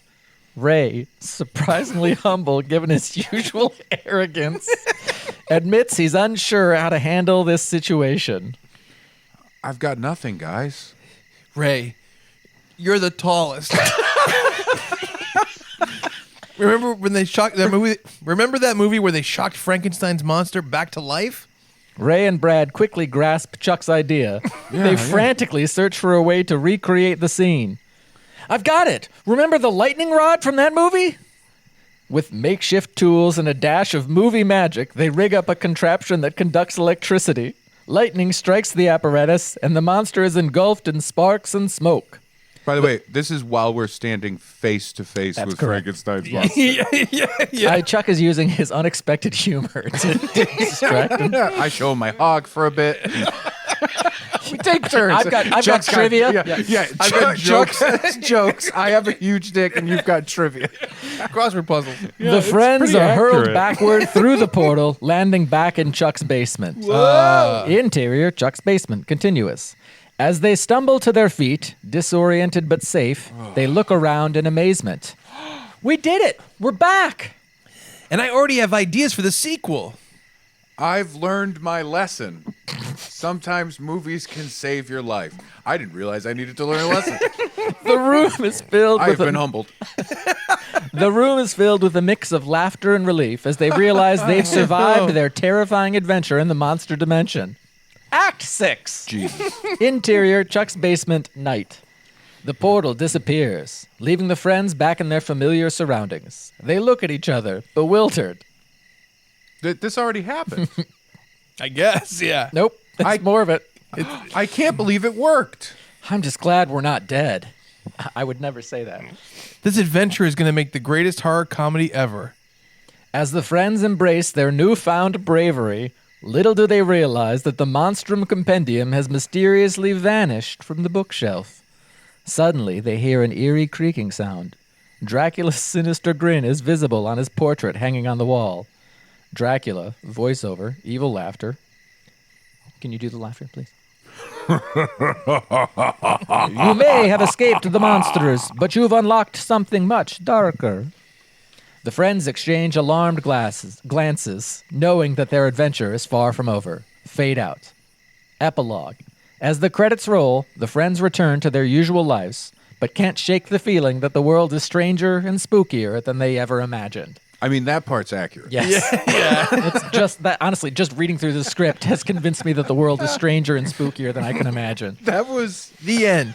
the end. That was pretty. Wow. That was fun. I have some notes. It's so unclear how we defeated these monsters. Yes. Yeah. Like, they skipped over every one of those. mimed something, and a mummy crumbled to dust. That's impressive mimery. The only You're a thing I great can actor, think is right? like it was maybe it was Breakin' 2, Electric Boogaloo, and I danced on the ceiling, It's and the possible. mummy crumbled. Maybe you stepped up to the streets. All these are good ideas, but I ultimately think it was me showing my hog. Yeah, probably. Yeah. I think the hog crumbles the mummy. Yeah. It's like rock, paper, scissors. Yeah. It's like I got raps. Mummy beats Human. Mummy beats human. Yeah. Hog beats mummy. Human beats hog. Yeah. His name's Ray. He does. I take that. I don't love the way I was portrayed in that. Yeah, none of us. Well, you were just Chuck's like was accurate. Fine. Yeah. Excited, positive, creative. That one was accurate. Yeah. Oh, But yours it's is weird 'cause accurate. They took the arrogant thing and they took it off you. They're like, oh, we have too many things for him. Give it to Ray. And it's like, because he ran out of things for me. It was like, you're tall. You're tall. You're the tallest. You're the tallest out of all of them. Remember that movie that you remember because you're tall? Yeah. Oh, man. The air up there. The Air Bud. I mean, it was so it's 6 acts over 9.5 pages. 6 acts, not a success. There were directions on how to deliver each line Yeah, that's good. on each line. That's good. Rays were mostly negative. Yeah. Disgruntled, disinterested, I noticed. Yeah. dissatisfied. So I think that was fun. That's a fun start. We got 3 to go through. Yeah. So- That's the first. Now we got 2 more. Yeah. And so should I be the stage direction guy for the second one? Yeah, we'll go 1, 2, 3. Okay, cool. So I'm going to do the stage directions on this next one. And this is another. Oh, this says more pages. All right. This one is so, 13 pages. So this is Unlucky script number 2 from Fiverr. We haven't read it again. From Finsky.net. Yeah. This title is The Shadows. It's just Shadows of Rhode Island. Ooh, Shadows We of got Rhode these Island. from we got these from LimeWire. Yeah. All right, let's see. You ready? Here we go. Interior living room, night. A dimly lit room with flickering candles. Chuck, 39, with... There's okay. I'm gonna How did just they know that? hold on one thing real quick. The first sentence is not a full sentence, and then the next sentence is really strange too. So I'm just gonna read it as written. Okay. Yeah, go as written, yeah. A dimly lit room with flickering candles. Chuck, 39, wild hair and muscular calves, sits on a worn-out couch, flipping through movie channels. Brad, 45, skeptical and reserved, paces back and forth, while Ray, 40, confident and self-assured, leans against a bookshelf. How many times did we say in the descriptions, like, he's got anxiety, he's not sure of himself? And they're like, this guy's a huge, tall, cocky fuck. It came out in the feelings. He's so tall, he can't see anything he likes but himself. Leans against a bookshelf, reading a dusty tome. Another dusty tome. Chuck leaning back. You know what this town needs? A little excitement. Maybe a monster hunt. Chuck, you've been watching too many horror movies. Monsters don't exist. Oh, they do, my dear friends. They're lurking in the shadows, waiting for the right moment to strike. We just need to find them. Interior Library Day. Chuck, Brad, and Ray scour through old books and manuscripts, searching for clues about local legends and monsters. Chuck, disappointed. What the fuck? All these books and nothing on Dracula or Frankenstein. This is a fucking waste of time. We're in a library. Pointing at a book. Ah, look what I found. Legends of the Night, a guide to ancient evils. Now you get to raise an eyebrow. Yeah, but look what he says. You really believe in all this fucking shit, don't you? Confidently. Knowledge is power. My skeptical friend. Sorry, I was too focused on being confident. I shot up and I stuck my chest out. Ready? Here we go. Knowledge is power, my skeptical friend. We must be prepared for anything. Interior. Abandoned warehouse night. Chuck, Brad, and Ray, armed with makeshift weapons, navigate the eerie darkness. The sound of footsteps echoes through the empty space. Why did we agree to do this again? I should have stayed home watching movies. Because, Chuck, life needs a little adventure. Now, stay focused. Suddenly, a menacing figure emerges from the shadows. It snarls and lunges at them. It's Craig. Interior warehouse continuous. The trio battles the terrifying creature, swinging their weapons and dodging its attacks. Chuck's wild hair and muscular calves are surprisingly effective in his acrobatic maneuvers. This is turning into slash fiction real quick. Ray, any brilliant ideas? Hold on, I'm calculating. It says calculating. It says calculating. Hold on. We need to find its weakness. There must be a way to defeat this fucking monster. I wonder, all the fucks are just because I said, like, it can be rated R or whatever. Okay. And then it goes back through. Fucking. How the fuck are you, you fucking friend, my best fucking friend in the whole fucking world? You fuckers. arrogant fucking friend. Piece of shit, you big tall tree of a fuck. Interior laboratory night. The group discovers an old laboratory hidden within the depths of the warehouse. Oh, God. How did we get away from the monster? I know. Ray was just calculating. We figured out the weakness and defeated this fucking monster. We gotta find it. We didn't even yada yada yada. Oh, yeah. It just vanished. They find a journal detailing a ritual that can banish the monster. This is it. We just need to perform the ritual. Are you sure we know what we're doing? Confident again. You were always like, I don't know. And I'm like, of course we do. All right, confident. Trust me, my friends. We have no other choice. You shall not pass. That's who I am in this. I'm Gandalf. Interior warehouse night. Chuck, Brad, and Ray perform the ritual, channeling their combined energy to weaken the monster. It shrieks in pain. Shrieks? Sorry, I was trying to remember some of the lyrics from Tattoo.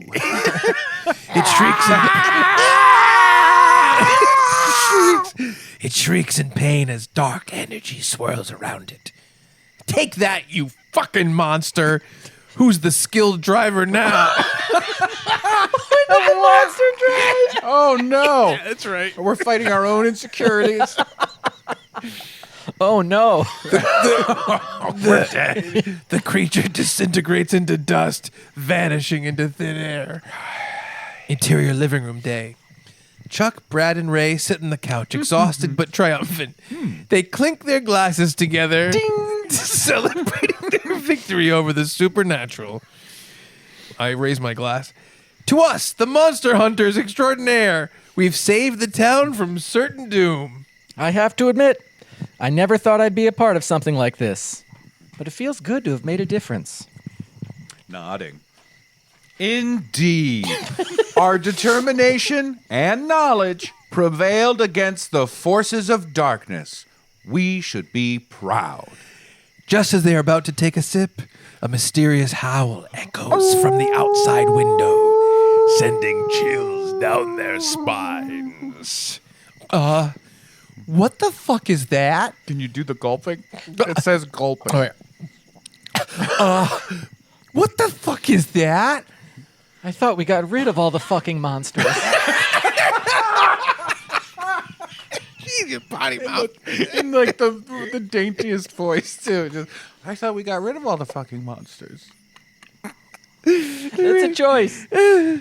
Grinning mischievously. Perhaps our work here isn't done yet.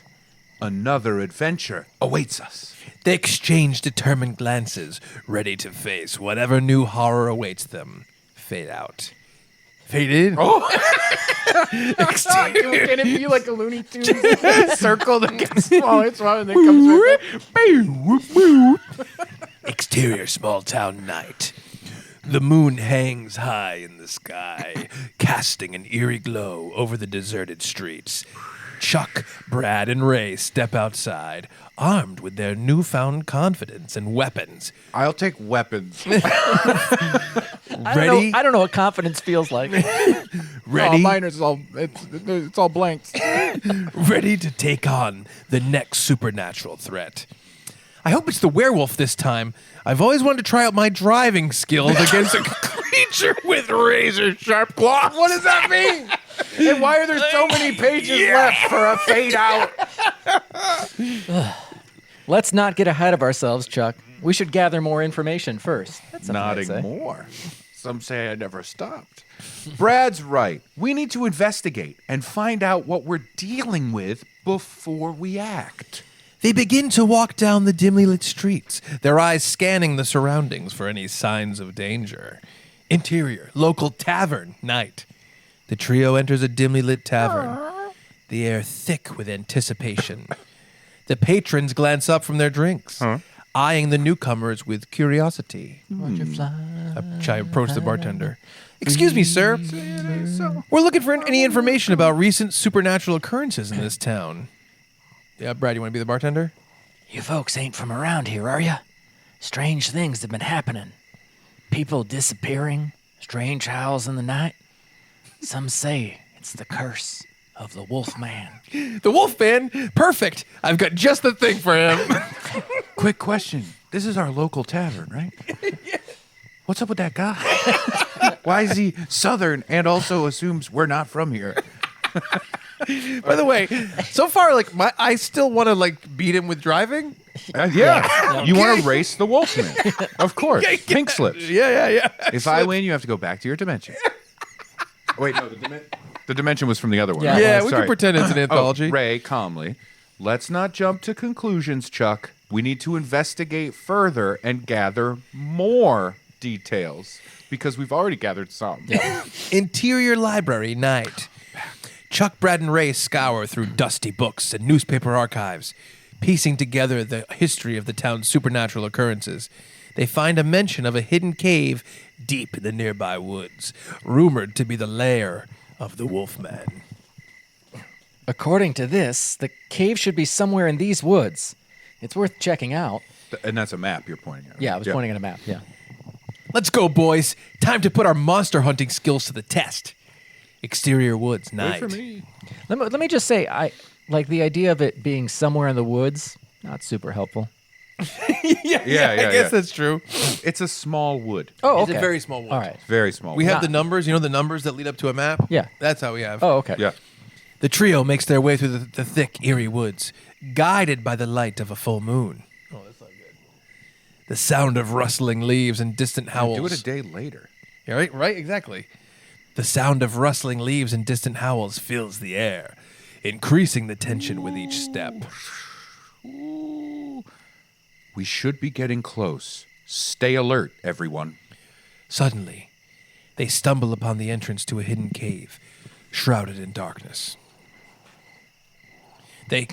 Interior cave. They cautiously enter the cave. Still night. Their weapons at the ready. Still night. The air grows colder, but it's still night. And the sound of growls echoes through the cavernous space. I can smell wet dogs. Hold on, wait for Brad's line. We must be getting close. As they venture deeper into the cave, they encounter the towering figure of a werewolf, its eyes gleaming with feral rage. That's a fucking big dog. Remember, we've faced monsters before. We can handle this.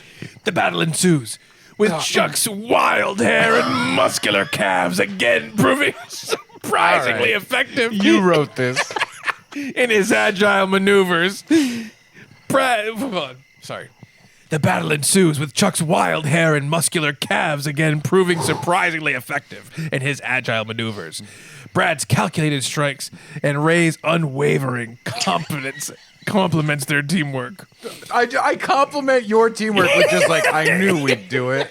The beast towers over them, its glowing red eyes piercing the darkness. Its elongated claws and razor-sharp teeth exude a pure sense of terror. Adjusting my hair. All right, boys. This is it. The final showdown. That one's good. If only it said pulls out a small compact and redoes his makeup. Gripping his weapon. Let's make sure this fucking beast never sees the light of day again. Jesus, Brad. I just felt really profane. I say this firmly. Remember, we must strike together with unwavering resolve. We shall fight on the beaches. We shall fight in the Oh, cave. it killed him. It killed him quick. Wow. Oh, boy. They tighten their grip on their weapons and take a collective step forward. Interior. We can't believe it, but it's still night. Continuous. The trio launches their assault, attacking the beast with a combination of agility, strategy, and brute force. Chuck's acrobatic movements and calf muscles give him an advantage, allowing him to dodge the creature's Three strikes. mentions of your calves. By the way, raise your hand if you've had spine surgery. Raise your hand. Raise your hand. Surprisingly, no. I know. Brad's calculated strikes land with precision, aiming for the creature's vulnerable spots. Ray's unwavering confidence guides his every move, inspiring his companions to fight with unwavering determination. You see how I follow through, boys? Unwavering confidence leads to unwavering determination. Yes. Sure. That's another shirt. The battle rages And on. also the summation of many books about World War II. The battle rages on, with the trio using their strength to their advantage. Chuck's taunts and obscene remarks distract the beast, giving his companions Come on, opening. you frig. Come on, you big homo. Let's go. Let's do it. Come on, you big frig. That's 2 stories in a row where I basically diffuse a situation with my wit. Your cave stinks like wet dog. Your cave stinks. Your cave stinks. Look at you. By the way, you pink, you fucking red rockets out, you fucking pervert. I'm getting very Staten Island-y. Hey, your cave stinks. Your cave stinks like shit, pal. Bro, your cave fucking stinks. Come on, bro.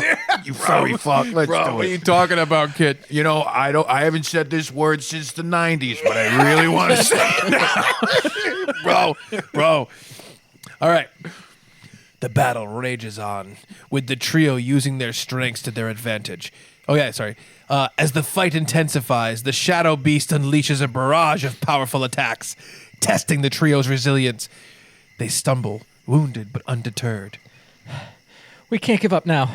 We've come too far. You're right, Brad. We face worse than this. Together, we can overcome anything. Renewed with determination, Just a motivational speaker. they regroup and We're all launch. bloody. Come on, together. I'm coughing up blood. We can get through anything. And then I die. I can't feel my legs. It's a good thing because they look fucked up. Bro, you're gonna be happy you can't feel those fucking legs. Holy cow! No. I'm over on one side of the cave, going, I can't feel my legs, and you're holding them, going, I can feel them. I can feel your legs, Bro, take a picture. Oh my God, bro! Look at my legs all the way over there, bro. Bro, don't look. Throw my body, Bro, at 'em. don't look, bro. I looked, bro, dude. Oh God! Renewed with determination, they regroup and launch a coordinated assault against the Shadow Beast. Shadow Beast. Is it a werewolf or a shadow beast? It's a Shadow Beast, Shadow of Rhode Island. That's right. Their strikes become more precise, exploiting the creature's weaknesses. Oh, my dick. Oh, that's what we should have done, guys. Hit him in the dick. With each successful blow, the beast weakens, its growls turning into pained cries. The trio's unity and unwavering resolve begin to tip the scales in their favor. Finally, with one final strike, the beast collapses to the ground, defeated. Silence fills the warehouse as the trio catches their breath, victorious. We did it! We defeated the fucking monster! I can't believe it. We actually pulled it off. The monster's dick. You're holding it in your hand, nodding. Indeed, we proved that courage and teamwork can conquer the most. Hold on, let me do it like it's a real G.I. Joe PSA. Yeah. Because that's what it feels like. Yeah. Indeed, Brad, we proved that courage and teamwork can conquer the most formidable of foes. They share a moment of triumph, knowing that their bravery and resilience saved their town from the clutches of darkness. The end. That's pretty good. Wow. I like that one. That was fun. I don't know that I did. I think that I they think there was more captured laughs to be had. Yeah. They captured me so well. I think that's why I liked it. You know what I mean? Yeah, sure. They really. Yay! $5 per honk. $8 for both. You those calves. Come on, I got to get some pumpkin schmutz. It's funny I because mean, Brad, if you're paying $5, might as well go with the 8. Yeah, it's true. It's $2 off. it seems like It's a value deal. it's a value, bro. It seems like you all they had for you was like Nothing. you were just like you're giving us like pep talks. It's like they had a script with two guys Yep. to fight a That's what wolf. I was thinking of. And And they were like, I don't know. And then the third guy, he's like, keep it up. You keep doing what it you're doing. seemed like it was a propaganda film that, like, that we're fighting the war against the monsters. Yeah. Like humanity is. And like a Starship Troopers-esque propaganda thing where Right. it's like, oh, we need someone to tell us to work together. And it's Yeah. and it's you like clumsily green screened in. Yeah, and it's because they had this. It's a celebrity, Yeah. and they had that celebrity for one day because it was a court-ordered thing for a DUI. Yeah. And it's like Charlton Heston going, through teamwork we can make anything happen. That's right, folks. As Americans, we need to come together as citizens of this fine country to defeat terror. I'm Charlton Heston. You did a great job with that wolf. Bye-bye now. And then he just does that the whole day, and he's like, Yep. okay, the next one, okay. I'm Charlton Heston. You did a fine job with that fish monster. Bye-bye now. Fish monster. Yeah.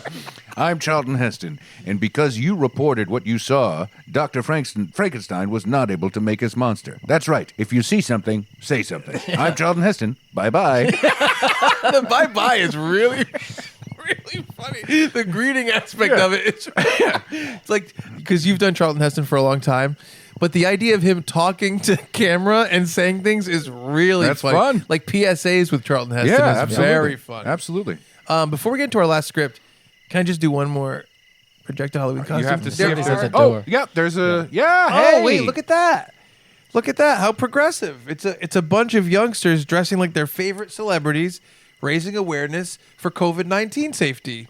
Oh, I see David Hasselhoff, Oh, Sigourney Fever,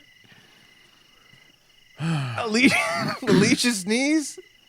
All right, if Brad smiles, it means he likes it. Miley Virus.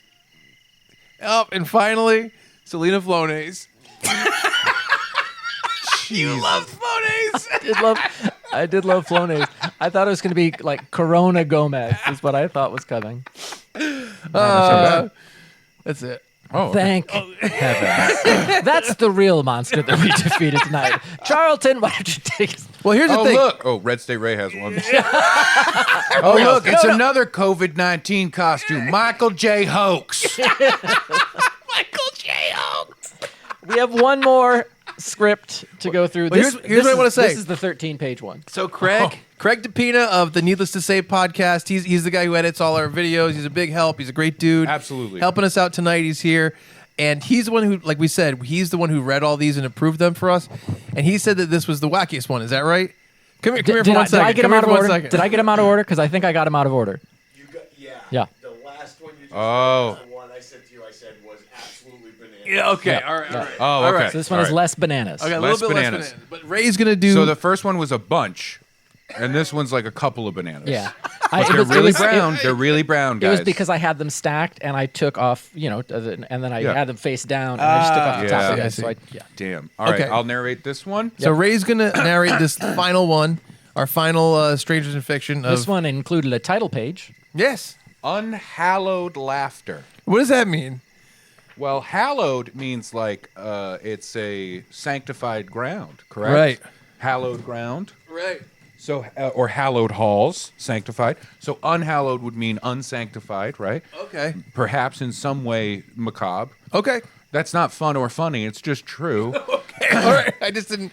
The unhallowed I'm at a laughter- spelling bee in my mind. by the way. The unhallowed laughter is a little strange. Unhallowed laughter. All right. Ready, Ray? Yeah, you did a voice. I don't know if I want to do a voice for the narrator. I'll do a voice. There's a I just lot. changed my voice a little bit. Well, maybe a couple of narrators will pop in from time to time. Good. Yeah. Fade in. Exterior Rhode Island. Night. Oh, thank goodness it's night. Exterior Rhode Island. Coast. The water. Outside. Yeah, exterior Rhode Island. Massachusetts. A full moon looms over the quiet state of Rhode Island. The night is alive with the distant echoes of nocturnal creatures.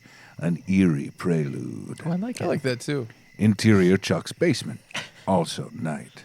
The basement is a vibrant tableau of fandom, with action figures in their original packaging and autographed memorabilia occupying every inch. I'm slowly turning into Charles Heston. Yep. The dim lighting gives the room an intimate vibe, perfect for deep, controversial discussions and conspiracy theories. Oh, Red State Ray belongs. Chuck Staten, 39, with his hair meticulously styled, surveys his kingdom with pride. Accurate. He fiddles with the microphone, testing the sound with a few strums of his guitar. The room is alive with his energy. This is the one that Chuck wrote. Yeah. Brad Rohr, 45, looking like he's been teleported from a 90s sitcom, double-checks his stack of carefully curated notes. His glasses slide down his nose as he peruses facts and figures, historical data about haunted locales, and eyewitnesses with their accounts. Ray Harrington, 40, unimpressed, drops his bulky frame into an overstuffed chair with a groan of both comfort and resignation. He eyes his Applebee's takeout like it's the only thing keeping him anchored in this madness. You love Applebee's, you piece of shit. My bulky frame. Brad sing to you so good.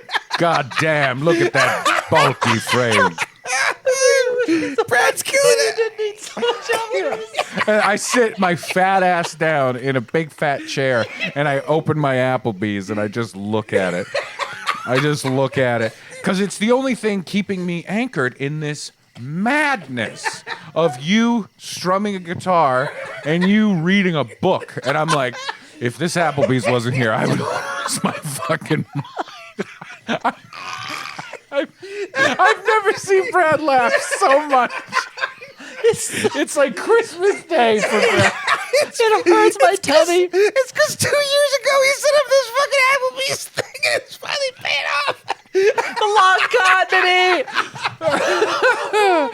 Oh, man. Revenge is a dish best served cold.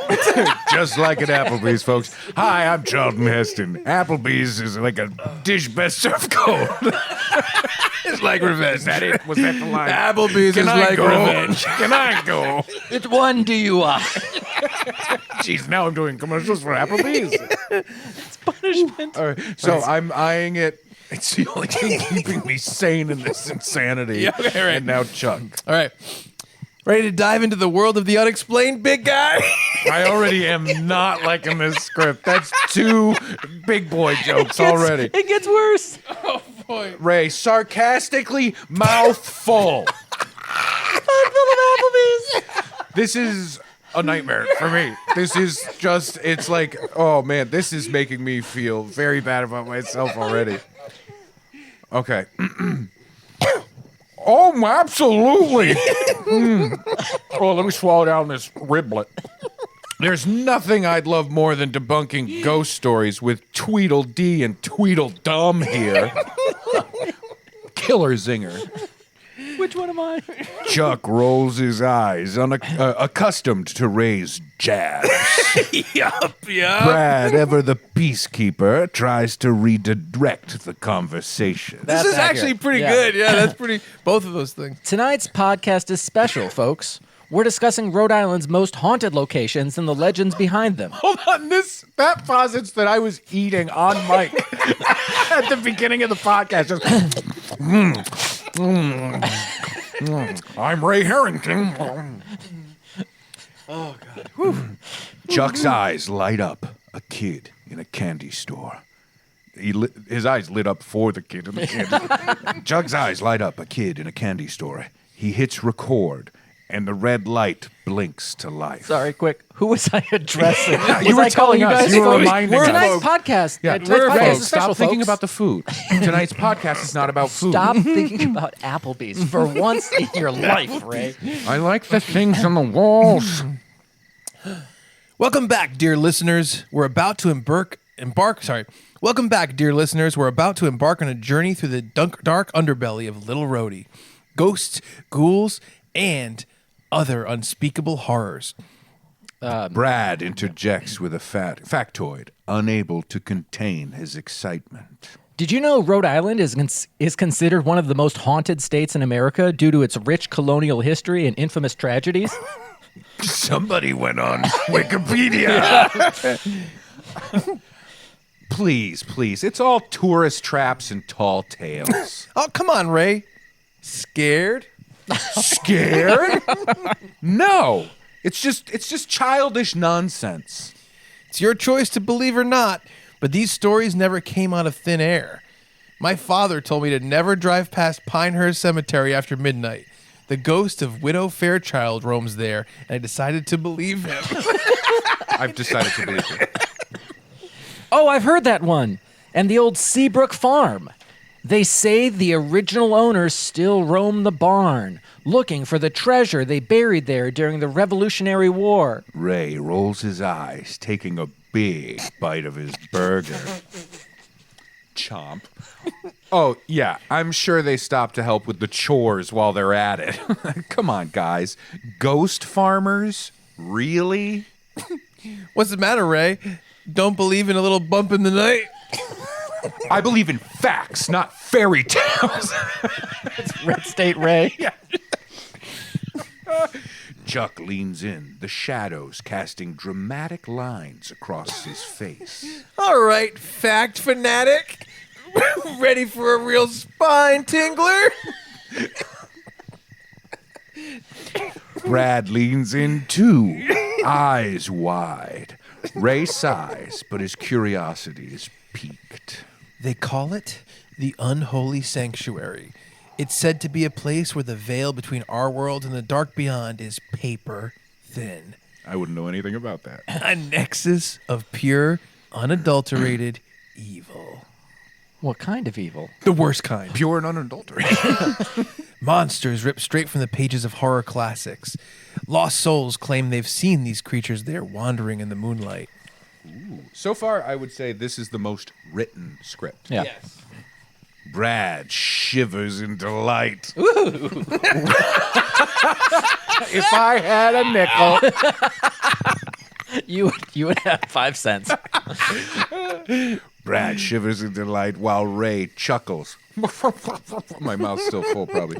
Shaking his head. And let me guess, this sanctuary is conveniently located here in Rhode Island. Just a few miles from this very spot. This I gotta see. What do we do, Chuck? Pack some garlic and silver bullets? Chuck meets Ray's mocking gaze with a serious one. No, Ray. We're going to visit the unholy sanctuary. We're going to record our podcast there live on the scariest night of the year, Halloween. Lightning crash. Ray's laughter falters as he realizes Chuck isn't joking. Brad's apprehension is palpable, but the thrill of adventure lingers in the air. Are you sure that's a good idea? It's not just good. It'll be legendary. The basement falls silent, the challenge hanging heavily in the air. The trio is at a crossroads between the safety of skepticism and the allure of the unknown. That's a great line. Yeah, I like it. Also, like the idea we have to lug all our gear. Yeah. to the forest. Ugh. Ugh, schlepping. Not like we did that today. God, yelling at Craig to hurry up with all the gear. Me eating food. Well, Applebee's. Exterior unholy sanctuary, night. The trio, armed with flashlights, recording equipment, and Chuck's unwavering bravado. Accurate. Stand before an ancient, decrepit mansion shrouded in fog. The rumored unholy sanctuary. Interior unholy sanctuary, night. Oh, all right. It is the unholy. It is, yeah. So the stage directions. The decrepit house looms like a specter in the moonlight. This is interior, right? Mm-hmm. Shouldn't be looming. No. Its skeletal structure a testament to countless untold horrors. The trio, armed with their recording equipment, steps into the foreboding darkness, their bravado masking the unease that clings to the stale air. This place doesn't look so unholy. Just your average fixer-upper. Yeah, if you're fixing up for a family of ghosts. Please, this is just an old dump. Let's set up, let's do this silly podcast and get out. That was verbatim from tonight. Plus chewing. They begin to set up their equipment in the main hall, an ominous grandeur lingering in the dust-covered remnants of luxury. Chuck and Brad are busy untangling wires and setting up their mics. They get tangled in them together, their faces leaning closer and closer, their lips almost touching. Then they are. Then they won't pull away. Oh, no, sorry, that stopped being the script. Chuck and Brad are busy untangling wires and setting up mics, their laughter echoing hollowly. The grand clock in the corner strikes 3, its chime a discordant melody that sends shivers down their spines. They check their watches in confusion. That's weird. It's only 10 p.m. Just an old clock. Let's keep setting up.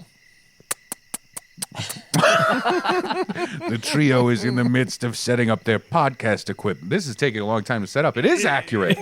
Yeah. In the midst of setting up their podcast equipment, the room lit by the soft glow of their portable lights.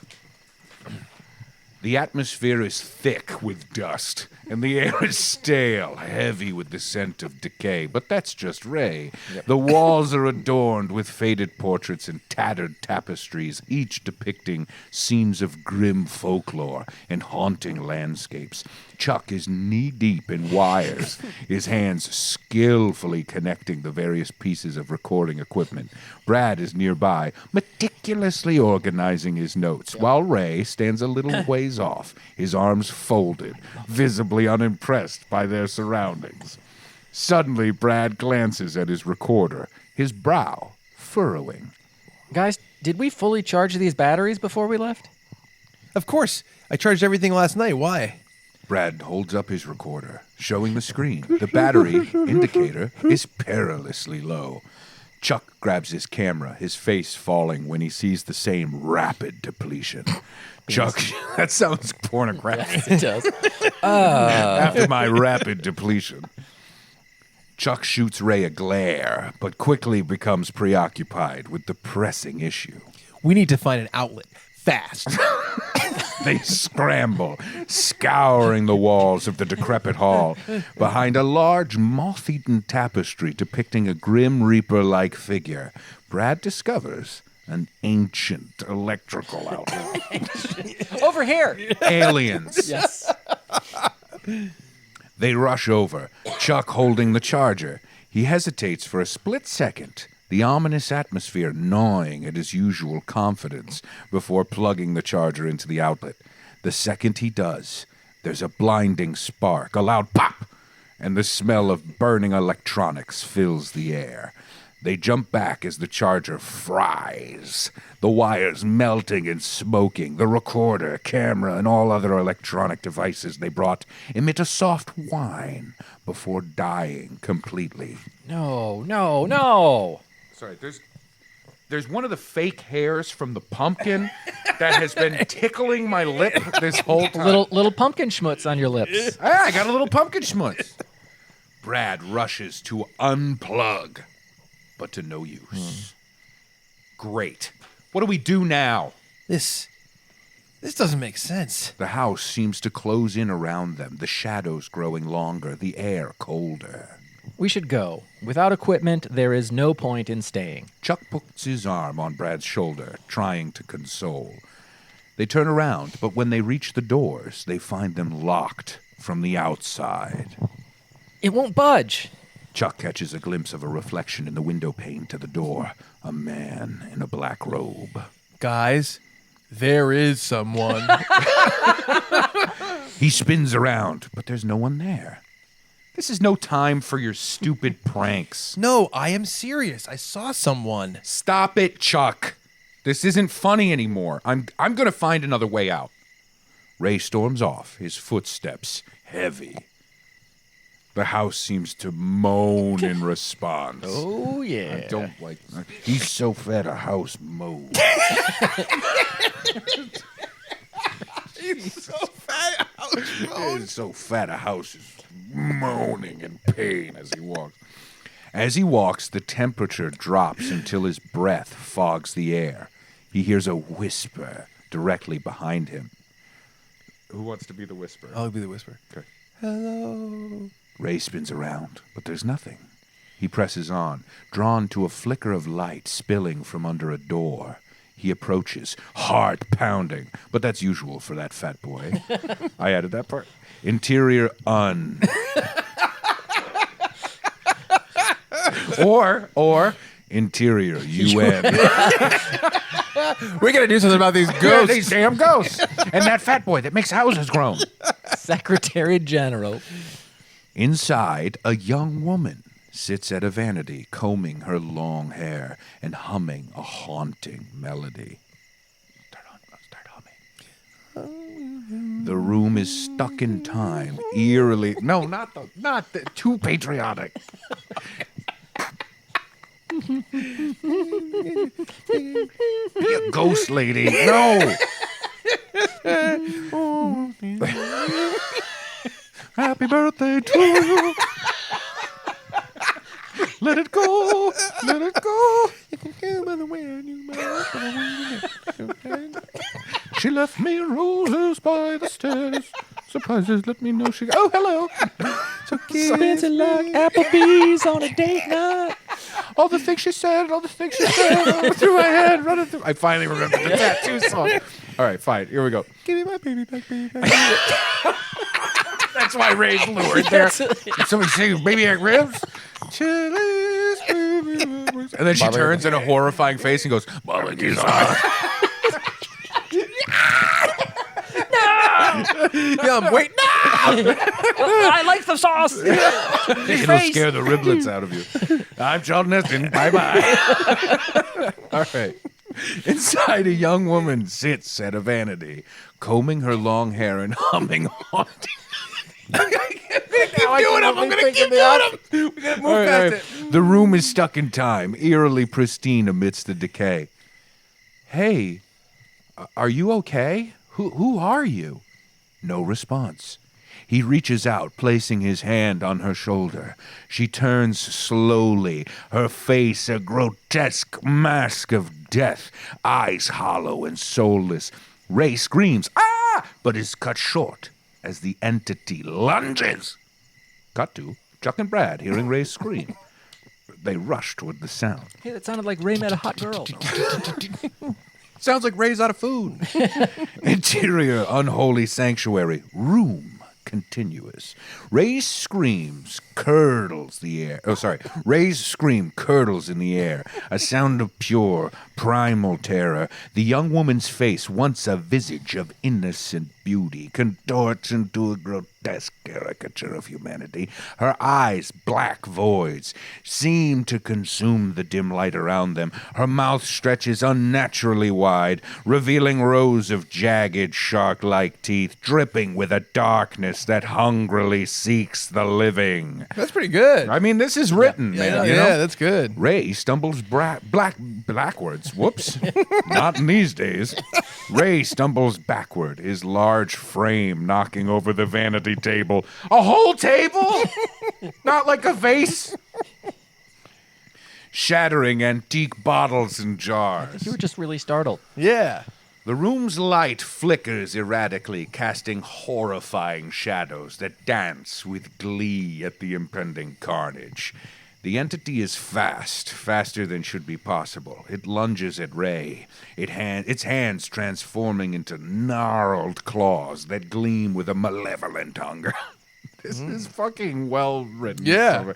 He grabs a broken table leg, brandishing it like a club. Get back! But the entity is relentless. It swipes at him, claws tearing through the air and shredding the fabric of his shirt, grazing his skin. The fight can be shown via shadow. Thank you. I've done it, and bye-bye. That'll save. That's gonna save us a lot on CGI. It's just Charles Nestor describing it. Oh, look at that. All that blood. Blood splatters the walls. Ray's attempts to defend himself become weaker, his movements sluggish, his eyes reflecting the horror of his final moments. Chuck and Brad opens the door. One entity. Yes. Two become one in a grotesque form. They skid to a halt. In the doorway, faces pale as they take in the carnage. Ray's lifeless body lies twisted on the floor. The entity nowhere to be seen. We have to get out now. Fade to black.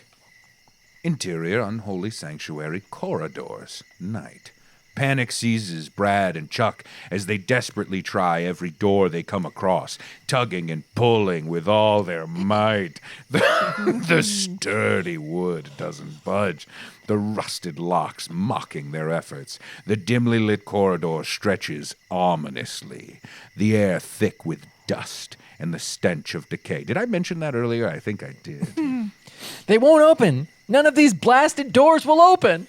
There's gotta be a way out. There's gotta be. Their breaths come in ragged gasps, the terror palpable as they realize their imprisonment. A back door, maybe. Yes.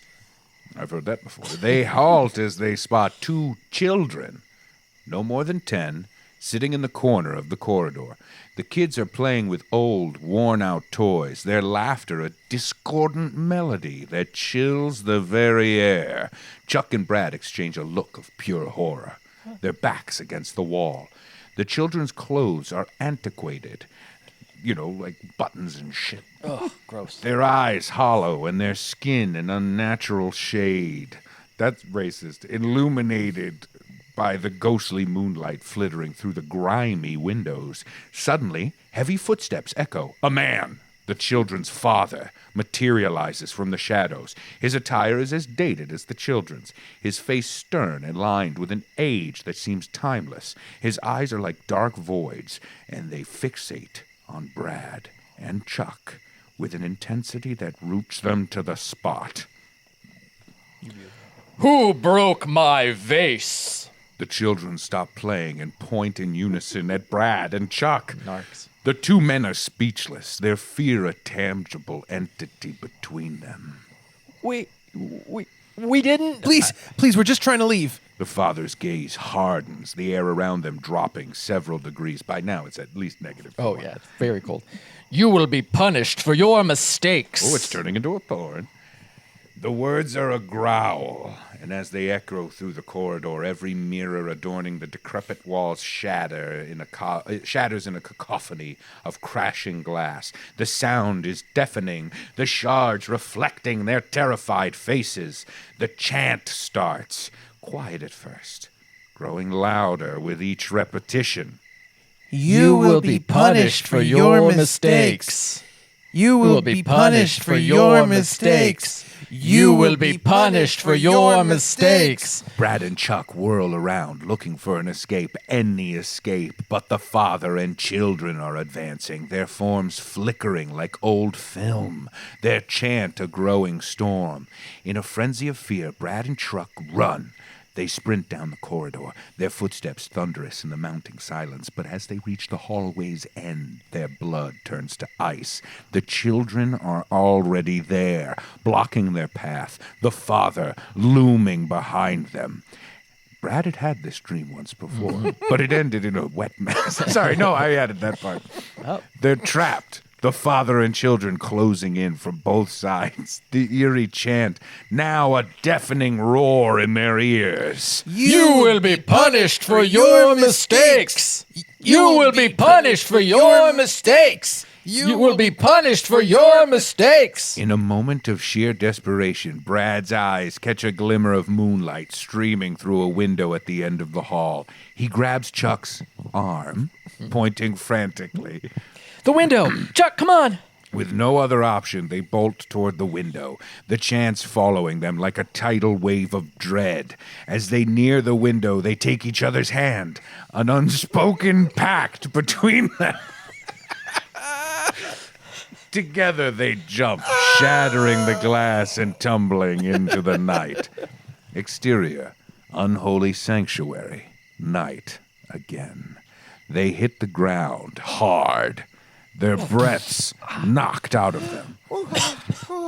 There's a solid 5 minutes in the film of them having the wind knocked out of them, and they are freaked by it. That hurts. I haven't run like that in such a long time. But there's no time to recover. They scramble to their feet, their gazes drawn up to the window they just escaped from. The father and children stand there, watching them, their eyes black as the night, their chant still audible in the whispering wind. You will be punished for your mistakes. You will be punished for your mistakes. Without looking back, Brad and Chuck run, putting as much distance as they can between themselves and the unholy sanctuary. Its malevolence, a scar etched deep into their souls. Fade out. The end. That's weird because like that was well written for a Yeah. lot of it, but you get killed, Yep. I get killed very, very quick. and then there's not And too then much they just dialogue. guys run. I There's- would say it would have made more sense for Chuck to have been killed by the woman Why? because Well. you're the one who's most likely to touch a woman without her consent. You've been sitting on that one, right?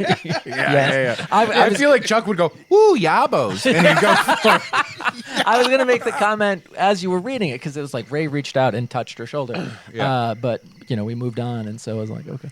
Yeah. But, A lot of narrator in that lot one. of narrator in that one. Ooh, I really shouldn't have made the choice I made at the beginning. Yep.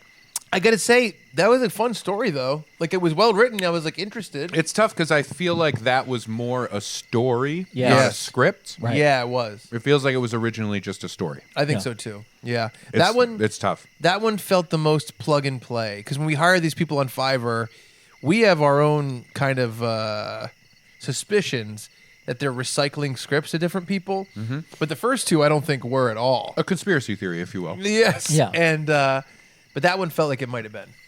Oh, for sure. But still a good story, fun times. That was fun. That I'm was a lot glad it of was fun. at the end. Yeah, that was a lot of fun. I mean, it does feel like a whimper. A little less bit. than a roar. Yeah, But that's okay. Man, the beginning of it murdered me. yeah, the beginning was very, very. it's hard to come back from that, Oh, and then it yeah. just got straight like horror story. I kept thinking we were going to come back to the Applebee's. I mean, That's what I was hoping for. that's where we regrouped. In memory of Ray. Yeah. There's a picture of him on the wall. Yeah. Oh no. You know what they did? They took the picture of me that was like ate the most riblets, and they moved it into in memoriam. He ate the most riblets. There's all these He's eating riblets with Jesus now. There's all these other in memoriams. There's tons of in memoriams, and they're all overweight men with barbecue sauce in their face. What's the connective tissue here? Oh, that was fun. Rib. Though. Ah, Now it is interesting because I think the letdown there is like we went there, I was killed, you guys really didn't care after I was dead. Right. Did you see me dead? yeah. We Our saw your faces twisted paled, body on the and ground. and I said we have to get out now. Yeah, like don't check them. Yeah, I know. But fuck it, let's go. I thought we were gonna like avenge you, something like that. Well, I thought something would happen. Like here's who the fuck these ghosts are. Yeah. Here's why they're here. I know. And we get to the bottom of it. There's a solution. Right. It is a bummer where it ends, where it's just like, and they ran away. Well, I'll say this. Accurate. Well, you wouldn't even go in. Nope. I'd be the one guy. Fine, I'll go in. I would. You're start, gonna pay for dinner at Applebee's afterwards. Yes. While I'm still holding leftovers. Only if we get there after 10 and it's half price apps. Okay. Listen, man. I know there's leftovers. Okay, I know I have some now, and we're gonna go later.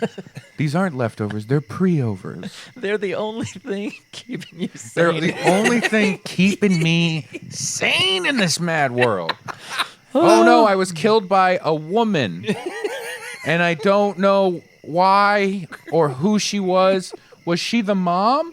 Or was she some other lady? Governess, maybe. Who are the twin girls and who's the daddy? I don't know. It was an unholy sanctuary. I remember that. Who is your daddy and what does he do is what I Yes. would ask those two twin girls. Yes. Yeah. Right? They Yeah. seemingly didn't want anything. No, I it don't wasn't think like so. play with us. No, it Yeah. wasn't. It was more of just like we shouldn't be there. Yeah. I guess that's Well, the you know- And you know what? we- That's the lesson. Yeah, Yeah. I think so. Don't go to places. Yeah, If- don't do things. If you see a ghost father, get out of there. If you see a ghost, find out if they're a father. Right. Right. But don't touch a ghost without the ghost's consent. Right.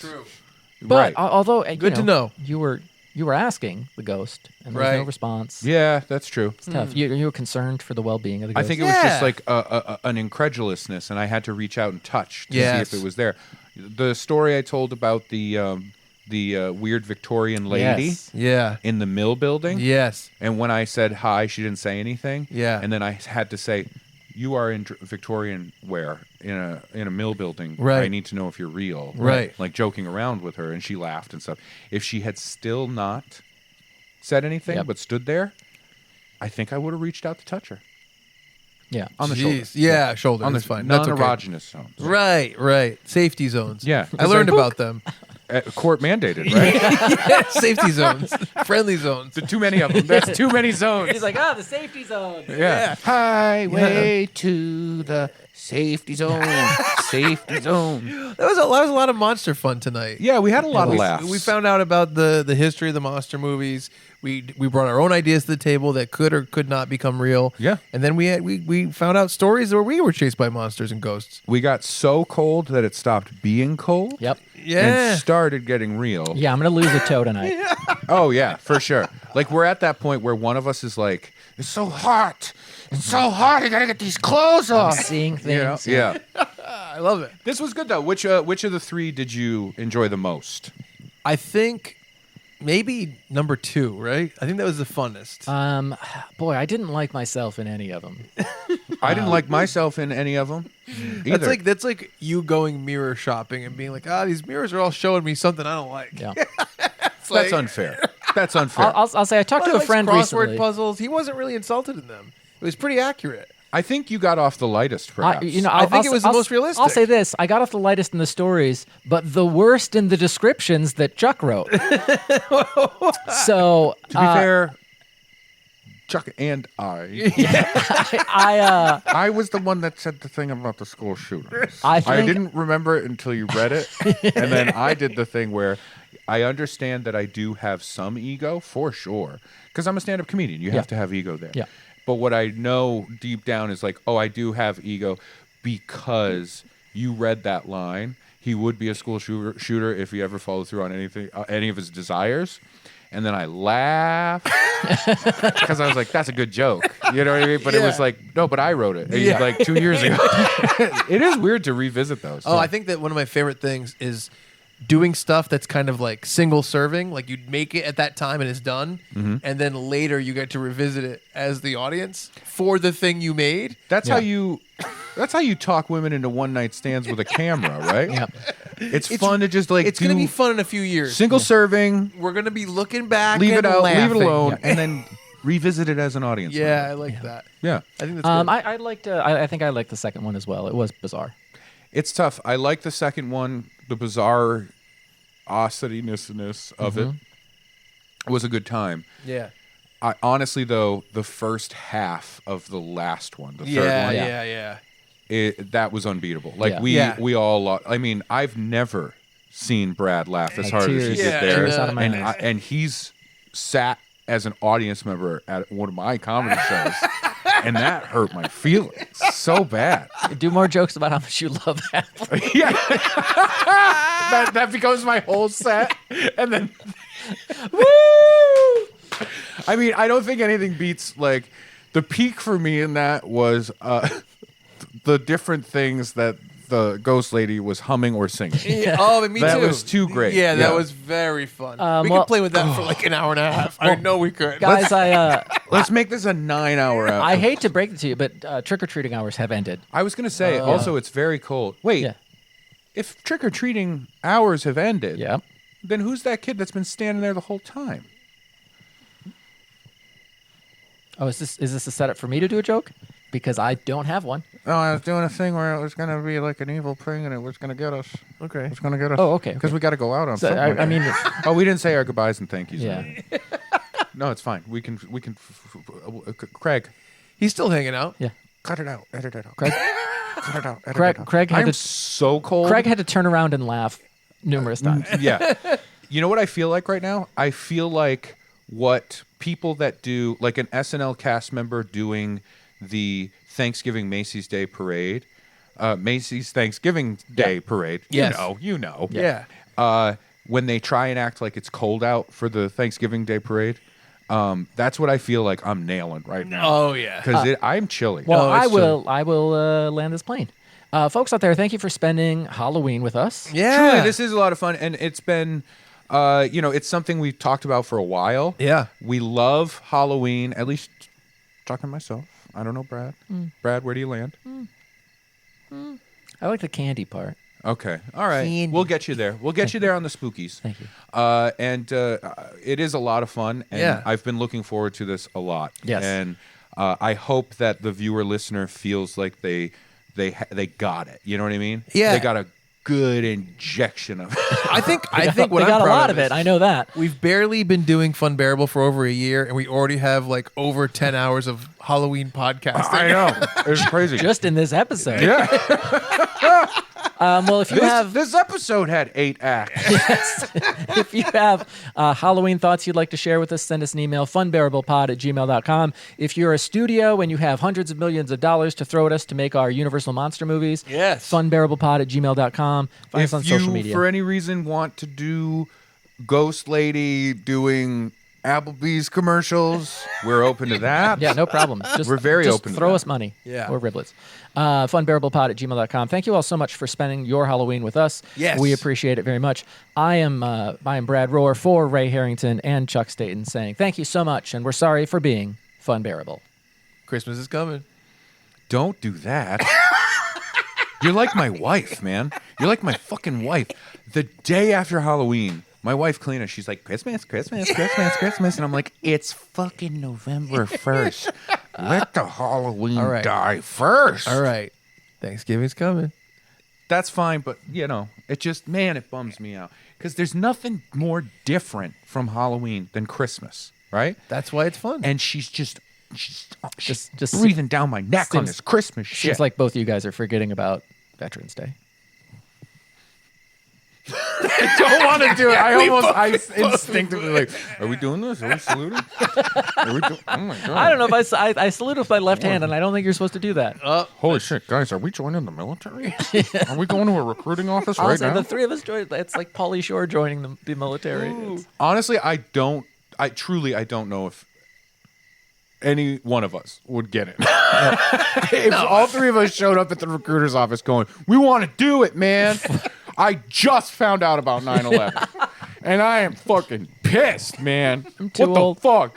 When I heard about that, I was like, this what the fuck? Are you kidding me with this? Are you kidding me? Bro. No. Not happening. I'm done. I need my sweatshirt. I'll do the recruiter's office for another 45 minutes. Cut to recruiter's office. Halloween night. The unholy sanctuary. The unholy sanctuary recruiting office. Applebee's. Oh, Applebee's. Eating good in the spooky hood. Let's go home. Yeah, candy corn. Happy Halloween. Happy Halloween. Merry Halloween. And may the Halloween be with you.